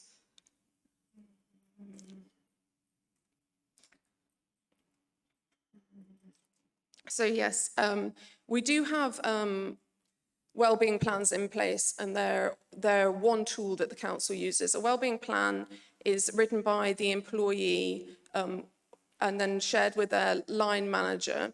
And it's a way of the employee letting the manager know ways that their mental health and general health can be supported, and letting them know what support they might need. It is confidential between the manager and the employee, unless they agree for it to be shared with someone else. Wellbeing plans can help improve wellbeing as well as support recovery, and they're for anyone, not just for someone who has a problem right now. I'm hopeful that wellbeing plans will help our staff to stay well and recover well, but as I said, they're not the only tool. To highlight three other means of support that we have for staff. During the pandemic, we increased our face-to-face counselling appointments because there was greater need, and that's provided by Gateshead Mind. We also have a 24-hour employee assistance programme, and we have a programme of workshops on topics related to mental health. For example, there's been focused mindfulness workshops, emotional resilience, suicide awareness, financial well-being, among others. So I think I have one last question from Councillor Powers, which was about fake news. I too really worry about the spread of fake news, especially online and on social media. So that's why I'm so heartened that the council is a trusted source of accurate information for the public. The comms team has worked really closely with public health during the pandemic. All our messages are checked by public health experts before any of them are posted or sent to any other media outlets. The council's own coronavirus information pages on our website and news articles have collectively received more than 2 million views, showing that residents do turn to the council for information that they can trust. The COVID and vaccine information provided on our website can be accessed in 106 languages. Where the comms team spots misinformation online, we do respond to it quickly.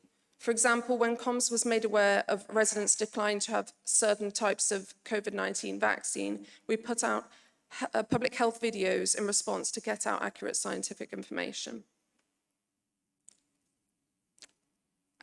Have I answered them all? It's a little bit difficult to stay on track. I think I've answered them all. Are you concluding with your responses? Thank you very much, Lord Mayor. Thank you very much indeed, Councillor Postlethwaite. Of course, that was one of the cabinet member update on item 12. We now move on to item 12B, cabinet member report on health and adult social care. Can I invite Councillor Kilgour to introduce the report? Once again, can I remind everyone, those speaking, to ask questions on the item rather than speeches, please. Councillor Kilgour. Thank you, Lord Mayor. It is a privilege to be the portfolio holder for health and adult social care, and I'm very proud to bring this report to Council tonight. I'd like to start by thanking our staff, and indeed staff across the sector in the city, for the work that they do, supporting those of us who need social care support to live as safely and as independently as possible. Thank you also to those council officers who helped draft the report, and also to Health Scrutiny Committee for, as always, a lively debate. It does feel a bit like Groundhog Day, however, in that the issues faced by social care are the same this year as they have been since I became the portfolio holder. An ageing population, people living longer and with more complex needs, coupled with chronic underfunding by government and an ever-increasing reliance on temporary funding, making service planning difficult because of the financial uncertainty. The government have, of course, announced their health and social care levy, which will raise £36 billion over 3 years for health and social care, of which social care is set to receive only £5.4 billion in total over the next 3 years. This is far short of the £7.6 billion that the Health Foundation estimates is needed per year from 2022 to 23. Of that £5.4 billion, £3.6 billion will go to local government directly for the cap on care costs and the so-called fair cost of care. Government's own impact assessment suggests it will cost more than this by 2025. Funding confirmed to date shows that we in Newcastle may expect to receive around 0.6% of the national £3.6 billion, which is around £2 million, although this is very much an estimate at this stage. Of the remaining £1.7 billion, funding will either go via ICSs, infrastructure bodies, or via competitive funding pots. It is therefore not guaranteed that local authorities will see all of this funding, or that all local authorities will benefit. Under current plans, social care reform will introduce a lifetime cap on care costs of £86,000. It's unlikely under current rules that many people in the city who are currently known to adult social care will benefit from this cap. Early estimates show that people using residential care through the council may take an average of 55 years to reach the cap, while the average for those accessing home care is around 10 to 20 years. It is much less certain how many self-funders in the city will benefit. We do know that the changes will create additional demand for council services. People who currently arrange and fund their care privately now have an incentive to seek the local authority to arrange their care. We therefore anticipate additional demand on assessment, commissioning and financial support services. The ONS estimates that around 25% of people in care homes in the region may be self-funders, while there's no estimate available for the numbers of self-funders using home care.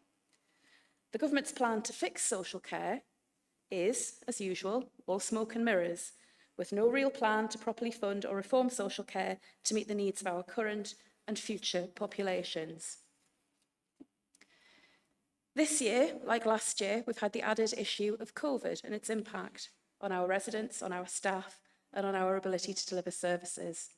Yet despite this, our staff and those of commissioned services have continued to deliver high-quality services, adapting to changing guidance and ways of working, often at very short notice. And again, I thank them sincerely for this. Lord Mayor, I think the report's comprehensive. I'll assume that members have read it, so I won't repeat what's in it now. I will, though, take a moment to mention the Health and Government Partnership Award won by Collaborative Newcastle this year and highlight the case studies in the appendix, which I think are really helpful and really help illustrate the difference that adult social care can make. But I'll leave it there for now, Lord Mayor, and I'm happy to take questions. Thank you very much, Councillor Kilgour. Can I invite speakers, Councillor Byrne, firstly, to be followed by Councillor Cott.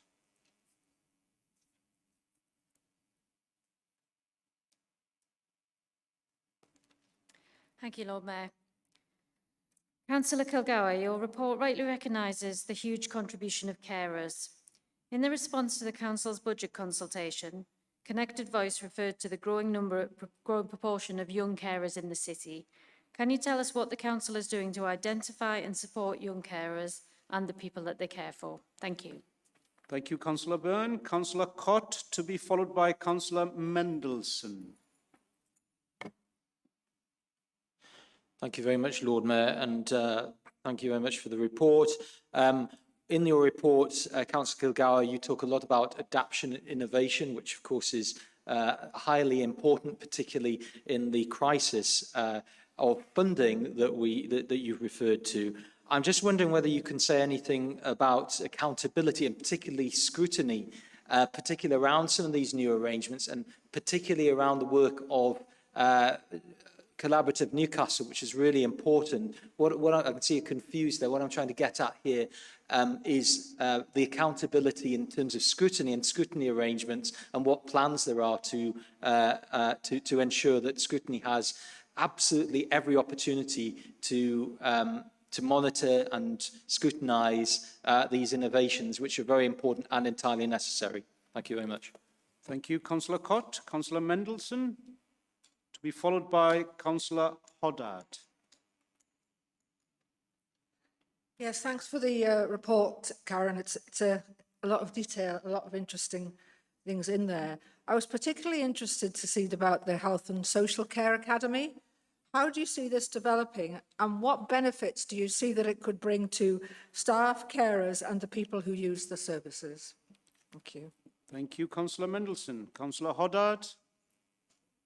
No? Okay. Can I invite Councillor Frew? Sorry, Lord Mayor, I thought I was meant to be on the other item that Councillor Kilgara was doing. Okay, no, thank you, Councillor Frew. Councillor Higgins.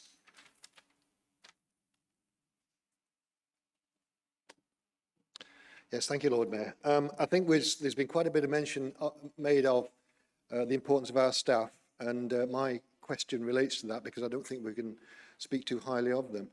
So first of all, I'd like to associate myself with the comments in the report about our incredibly skilled and dedicated workforce, who are our most important resource. I am delighted that in recent months we've had far less reliance on recruiting agency staff due to absences and work pressures. However, there is mention of the need for temporary staff in the MASH team and a possible increase in safeguarding activity in the future. Does Councillor Kilgore therefore share my own feeling that support for our social workers and careful managing of caseloads remains one of our highest future priorities? Thank you, Lord Mayor. Thank you, Councillor Higgins. Councillor Kemp, to be followed by Councillor Torkel. Thank you, Lord Mayor, and thank you for the report, Karen. Delighted to see, as ever, that the role of council staff is absolutely priority and front and foremost, and they are the lifeblood, particularly of this service.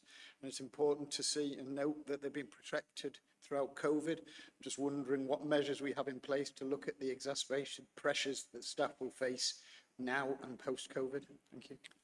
Thank you, Councillor Kemp. Councillor Torkel.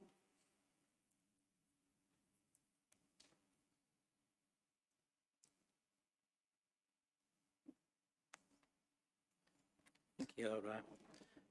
I'm pleased to see that work continued during the pandemic around the dementia-friendly city, which was one of our manifesto commitments. I'm just wondering how this is going to change as restrictions are lifted. Thank you, Councillor Torkel.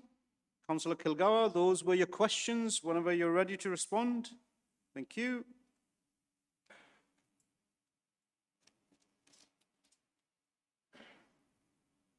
Thank you, Lord Mayor. Councillor Cott asked about accountability and scrutiny. Sorry if I looked a little bit confused at first, and thank you for clarifying. I think he's absolutely right. I think it's a fundamentally important part of local government that we are accountable and that members are able to seek assurance. Some of that accountability is through various officer groups. Obviously, politically, though, there is accountability and scrutiny through the City Futures Board. And I would also encourage, I know there are a lot of reports go to our Health Scrutiny Committee. Clearly, it's up to the scrutiny members themselves to decide their workload. But I'm sure our officers and officers from our partners in Collaborative Newcastle would welcome the opportunity to come and talk to as many members as possible, as frequently as possible, in order to publicise what they're doing. And I think it's right and proper that we seek that assurance from them. And I'm sure you will build that into your workload in overview and scrutiny. Councillor Byrne asked about young carers. Again, this is an area where there's overlap between my own portfolio and that of my colleague, Councillor Holland. There's been a considerable increase in the identification and support of young carers by the Young Carers Service, which is part of the Newcastle Carers Service over recent years.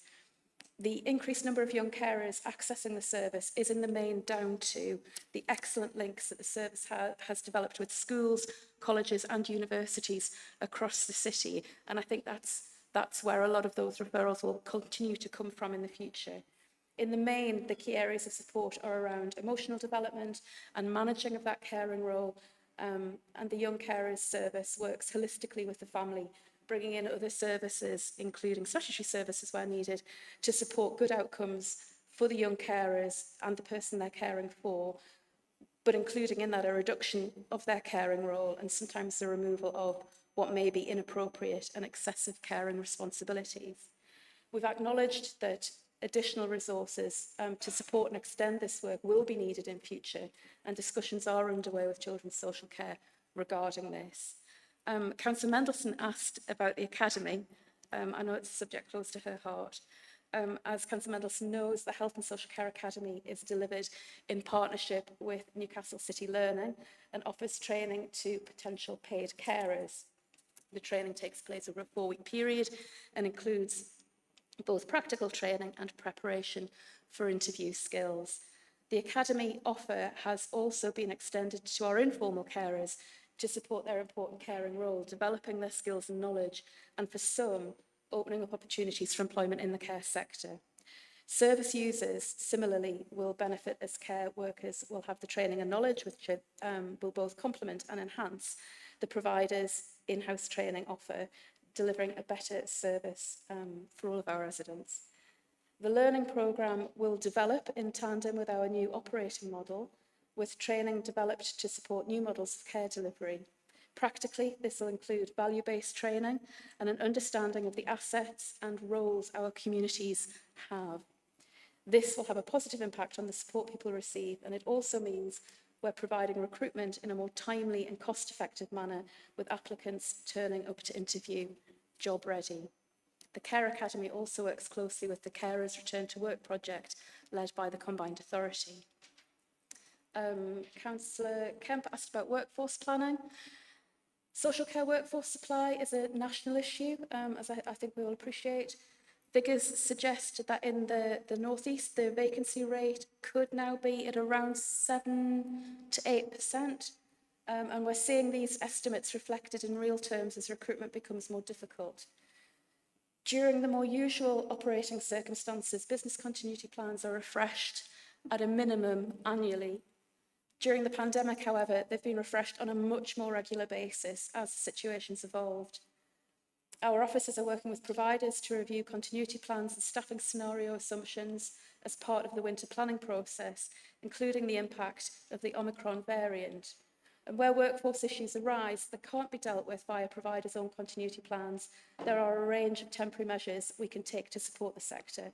And these include short and medium-term interventions, such as redeploying existing staff into new roles, block booking capacity in parts of the sector, paying for additional agency staff, establishing or expanding staff banks, and longer term, rolling out health and social care apprenticeships, local recruitment campaigns, reviewing and redesigning job roles so they're more attractive and flexible for the modern workforce, and of course making use of government funding to practically support staff to be in work and develop our academy that I mentioned just a few moments ago. So through this combination of robust oversight and monitoring of any issues and our focus on positively affecting future supply and demand, we're confident in our approach to supporting local workforce sufficiency. And I would also point council to the Audit Committee report from December 2021, which discussed this very issue in greater detail. Councillor Kemp's right, of course, that our workforce are our greatest asset, and their well-being is of particular importance. And our staff have a range of support, well-being support available to them, and also our managers have had specific training to enable them to support staff, but also to recognise where a member of staff may be perhaps feeling the strain a little, but given the varying demands that are placed on them. Councillor Higgins again mentioned staff, social workers and caseload. Yes, I absolutely agree with you. It's a fine balance, making clearly we have a commitment to use as few agency staff as possible, but we do also need to ensure that our social workers have a manageable caseload, that we don't we don't expect them to do too much. We don't increase their casework too far. And certainly we don't want to put them under pressure. But as importantly, we certainly don't want to put any members of the public at risk that those social workers will be caring for. Councillor Torkel asked about dementia-friendly city work. We know COVID has had a huge impact on those living with dementia and their carers. And we also know that there are people who have not been diagnosed due to the restrictions. We're using this learning to review and update the action plan we had in place prior to the pandemic with people living with dementia, the people who support them, and with partner organisations in the city to ensure the actions that we take are right and will make a difference. And this includes how we change provision of post-diagnostic support in the city. Our learning has shown the value of neighbourhood support and the difference that strong communities can make.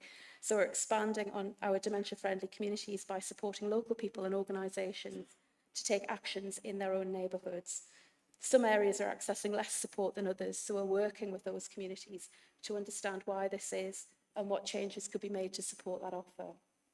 Our support in the Granger markets are already reopened 2 days a week with the School of Pharmacy, offering hypertension checks, cholesterol and glucose checks, conditions that are often linked to dementia. And we're using our neighbourhood learning to broaden this offer out into our neighbourhoods over the coming months. And we're also looking into awareness raising more generally and about the training we have on offer for our own staff and for the public. So Lord Mayor, to conclude, the year ahead will be hugely challenging, not least financially. We have new and expected legislation, along with a number of new or revised guidance documents expected throughout the year. And alongside this, we'll be working to understand the long-term impact of COVID on our residents and on the health and social care workforce, and the effect on care and support needs in the city. The challenge should not be underestimated. However, adult social care has the potential to transform the lives of people receiving our services and their carers and families. It can also support us in our darkest days. We've only got to think of the lengths health and social care workers went to care for the very ill people in our residential care homes and hospitals during the pandemic to see just what a difference they can make. The government may not understand or even care about adult social care services, but residents can be assured that we in this chamber do. Can I commend the report to Council, Lord Mayor? Thank you very much, Councillor Kilgour. Does Council agree to receive the report? Thank you. Yes. It's 8:30.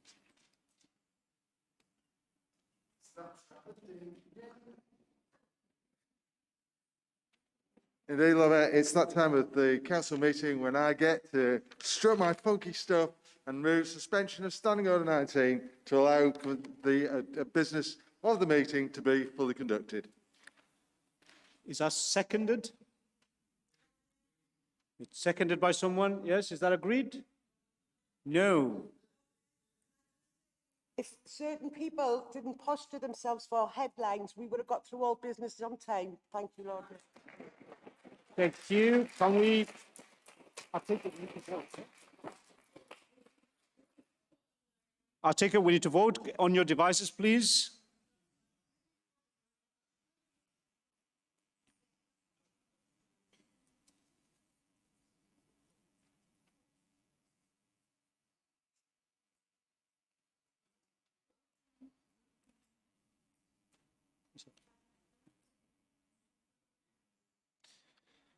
If you're not able to access your device, just hold your hand up. Is that... Oh, there's quite a few. Right, okay, I'm going to start on the left. I've got one, two, three, four hands. Sorry, are you able to vote? You have? Okay. Councillor, yes or no? What's your vote? Yes? Yes? So 3 yeses on the left. Yeah, so that's 4. Right, yes, Councillor. You're voting? No? 2? Was there anybody else? No? 3? No? 4? No? 5? No? 6? So 6 further no's and 4 further yes? Sorry, there's 7 further no's.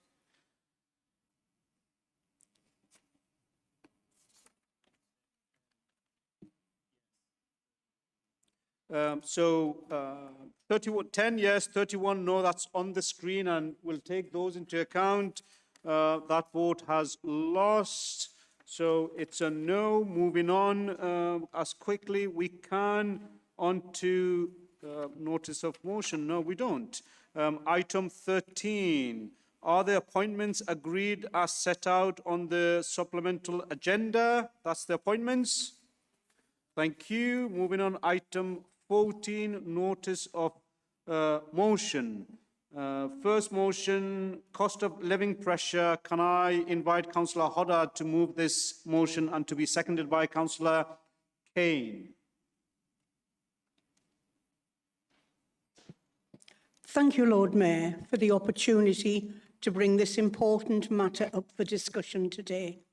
There can't be anybody in the country who is unaware of the cost of living and how it's recently escalated and expected to go up further.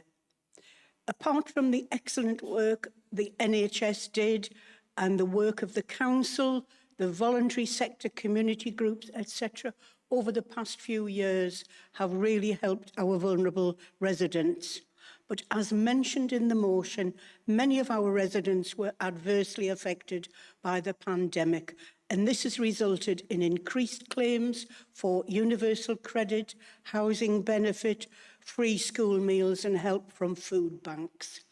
And a further negative effect on these reduced incomes mean that many families will face the rise in metro fares, the hike in national insurance, and even worse, increased energy costs.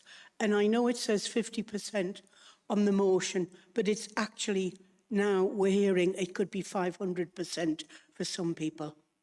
And there have been recent reports about food price increases of about 15%, even affecting the cheapest things, the cheapest baskets of food, the shop's own brand, etc., of essential items. I would love to say, welcome to Brexit Britain, but we did know this was going to happen. And as a council, there's very little we can do about Nord Stream 2 and the situation in the Ukraine. But our citizens, even the ones who get their rents paid and things by benefit, still need light, they still need warmth and hot water. I don't know how you look after and keep children and babies clean and well fed when you're suffering from energy poverty.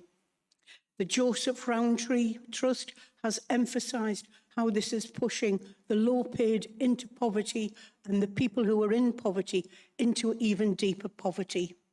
And in the face of this bad news, our caring cooperative council is agreeing to raise council rents and service costs by 4.1% and put up council tax by 4.9%. I would love to know how many residents agreed to this in a Let's Talk event. And they will not help the lowest paid in this city. In the face of this situation, we must pull out all the stops to ensure our residents can access cheap credit for buying household items and not pay stupid amounts of interest. Now that the pandemic restrictions are lifting, I'd like to see more face-to-face debt counselling and money advice, etc., and better telephone help. One of the main complaints we hear from residents is that they can't get through and they wait on telephones for hours for advice or even to report things. Some journalists and agencies have stepped up. They're giving tips on cheaper ways to feed your family and stay warm, etc. But we do need a massive concerted effort to ensure that our residents are as well informed about ways to improve their income and reduce their outgoings as we can manage. And I think one of the more impressive moves we, along with other councils, can do is to write to the Secretary of State to ask for one of what's called a Robin Hood tax on the profits of oil and gas companies, which could raise funds to be used to support our neediest families. The country, Lord Mayor, has recently seen the wipe-off of 4.3 billion lost on fraudulent loans for COVID and 8.7 billion on the acquisition of unusable PPE. Lord Mayor, I don't think that is going to be put on the side of a red bus, but think what we could have done with that money. How many of our families in need of good social housing we could have housed, how many potholes we could have mended, etc. How many of our children could we have helped with that kind of money?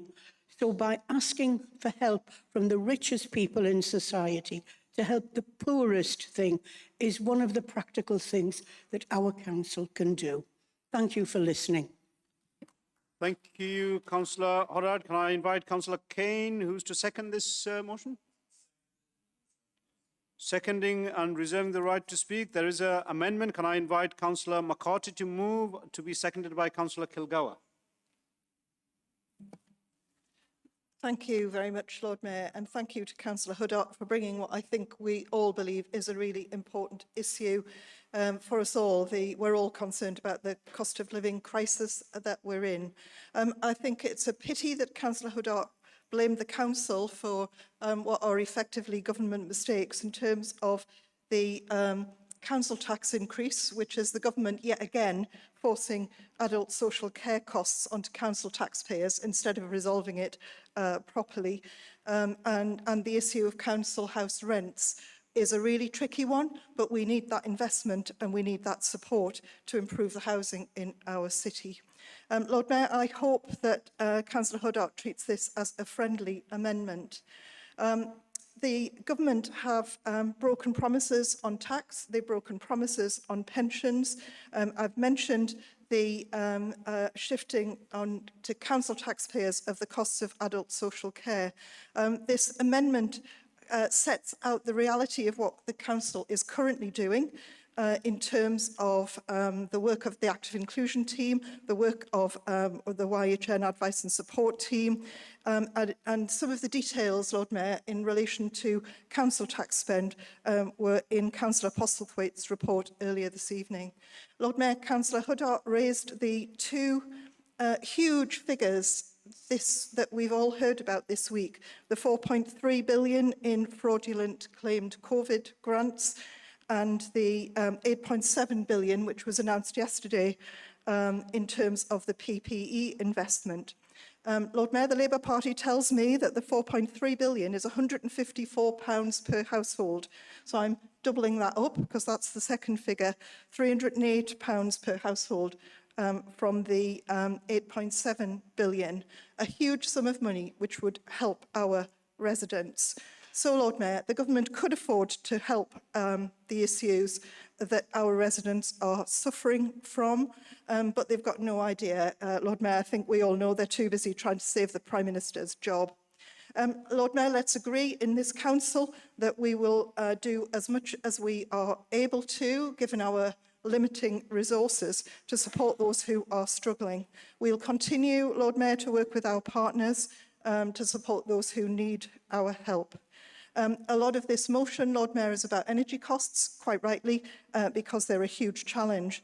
But I think from our side of the council chamber, we are also really concerned about the lack of funding for prevention. And if the government were to do that, we could help people before they got into crisis. Thank you, Lord Mayor. I move the amendment. Thank you, Councillor McCarthy. Councillor Kilgour to second the amendment.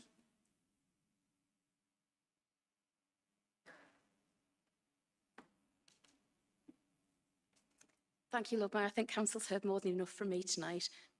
So all I will do is recommend people look at Jack Munro, the bootstrap cook, on Twitter to see some of the shocking examples of the cost of living, some genuine examples of how people are struggling in this country. And leave it at that. I will formally second the motion, Lord Mayor.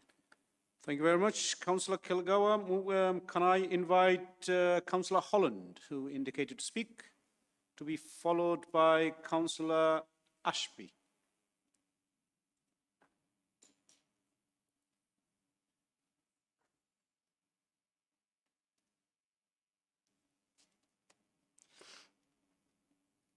Thank you, Lord Mayor. Sorry, my phone's just went a bit wonky as I'm trying to speak.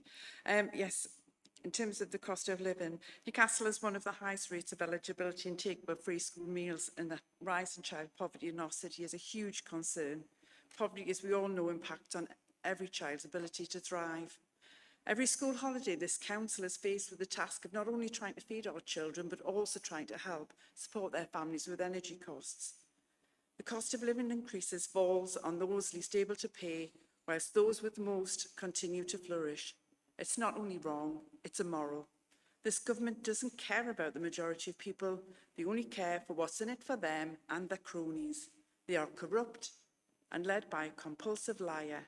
I support the amended motion. Thank you, Councillor Holland. Councillor Ashby. Thank you, Lord Mayor. It can't be right that a few energy firms are making billions extra from record prices while people can't even afford to heat their homes.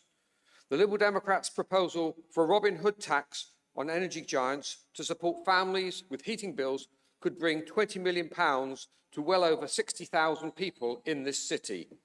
The proposed levy could raise over £5 billion nationwide this year from the super profits being made by oil, gas and petrol firms to help local families who are facing soaring energy costs. The money raised through this one-off tax could fund a substantial package of emergency support to help thousands of people facing higher bills.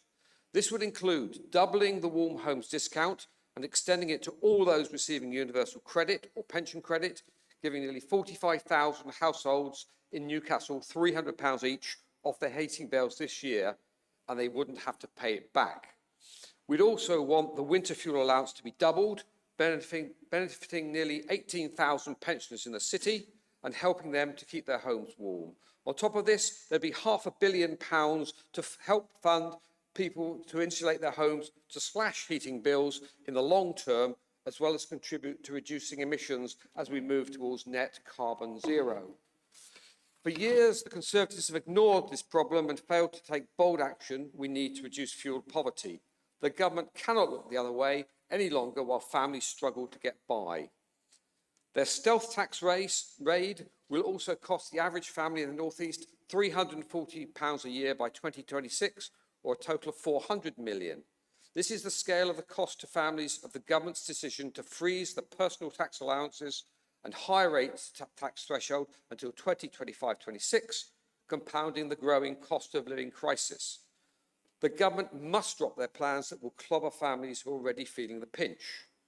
Across all regions, household disposable incomes are estimated to be 1% lower in 25-26 than they would be if there were no freeze to income tax thresholds, or £430 lower per household.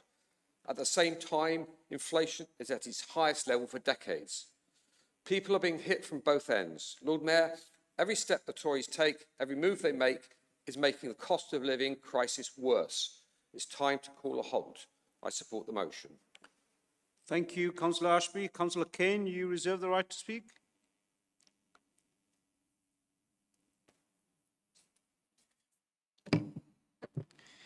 Thank you, Lord Mayor.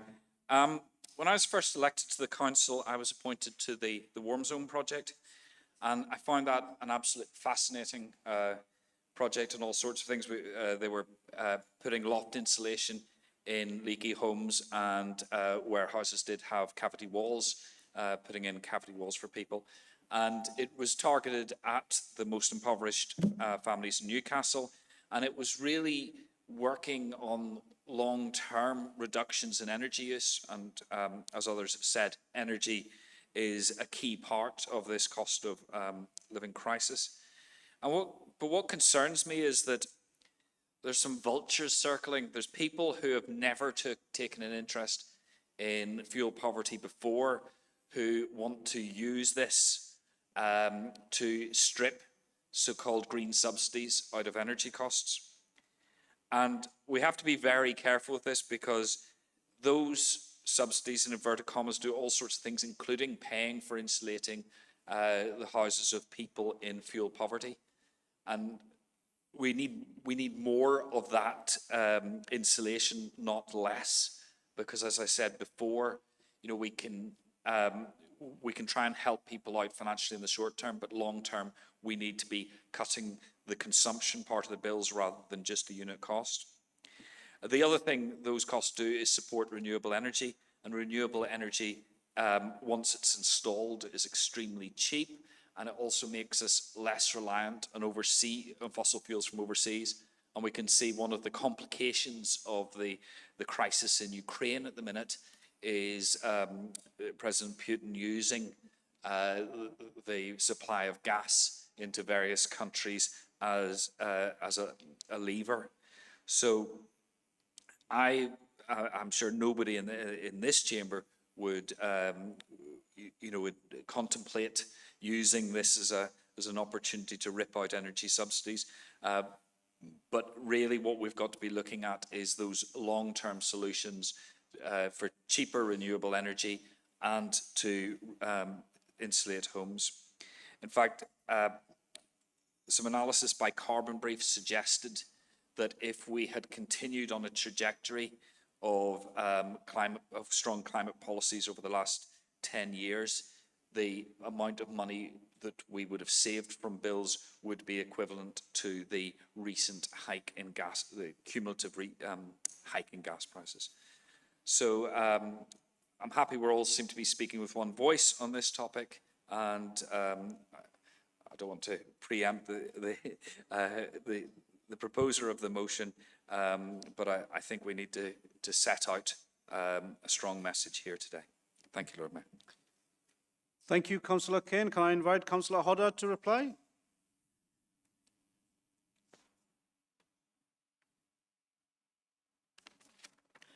Thank you, thank you, Lord Mayor, and thank you to everyone for their contributions. I think we're all very concerned about the current situation and our residents and how we can best help them, and I think we're all very angry about this. And I do think the government's got a damn cheek to talk about levelling up when Pickles robbed millions from this council over the years, Eric Pickles, when it was him who did this. However, we are lucky here that we get most of our gas from Norway and from the North Sea, and we're not in the situation that some of our colleagues in Europe are. And when you have the financial section of the Sunday Times doing a double-page spread on how difficult things are going to get because of energy costs, and quoting people like Jack Monroe, you know that it's even affecting the middle classes as well, and that it will affect us all. But thank you all for your contributions. I think we're all in agreement here, and we accept the amendment. Thank you. Thank you very much, Councillor Hodder. I heard that the amendment is agreed. So is the amended motion agreed as the motion? Thank you very much. That concludes item 14.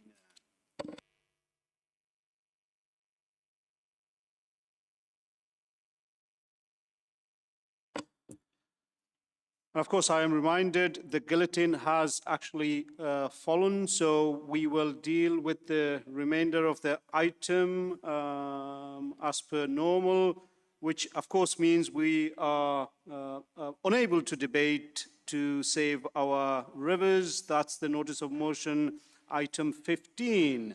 Can I therefore ask the mover of the motion, Councillor Campion, would you like to deal with this tonight or have it deferred? I heard deferred.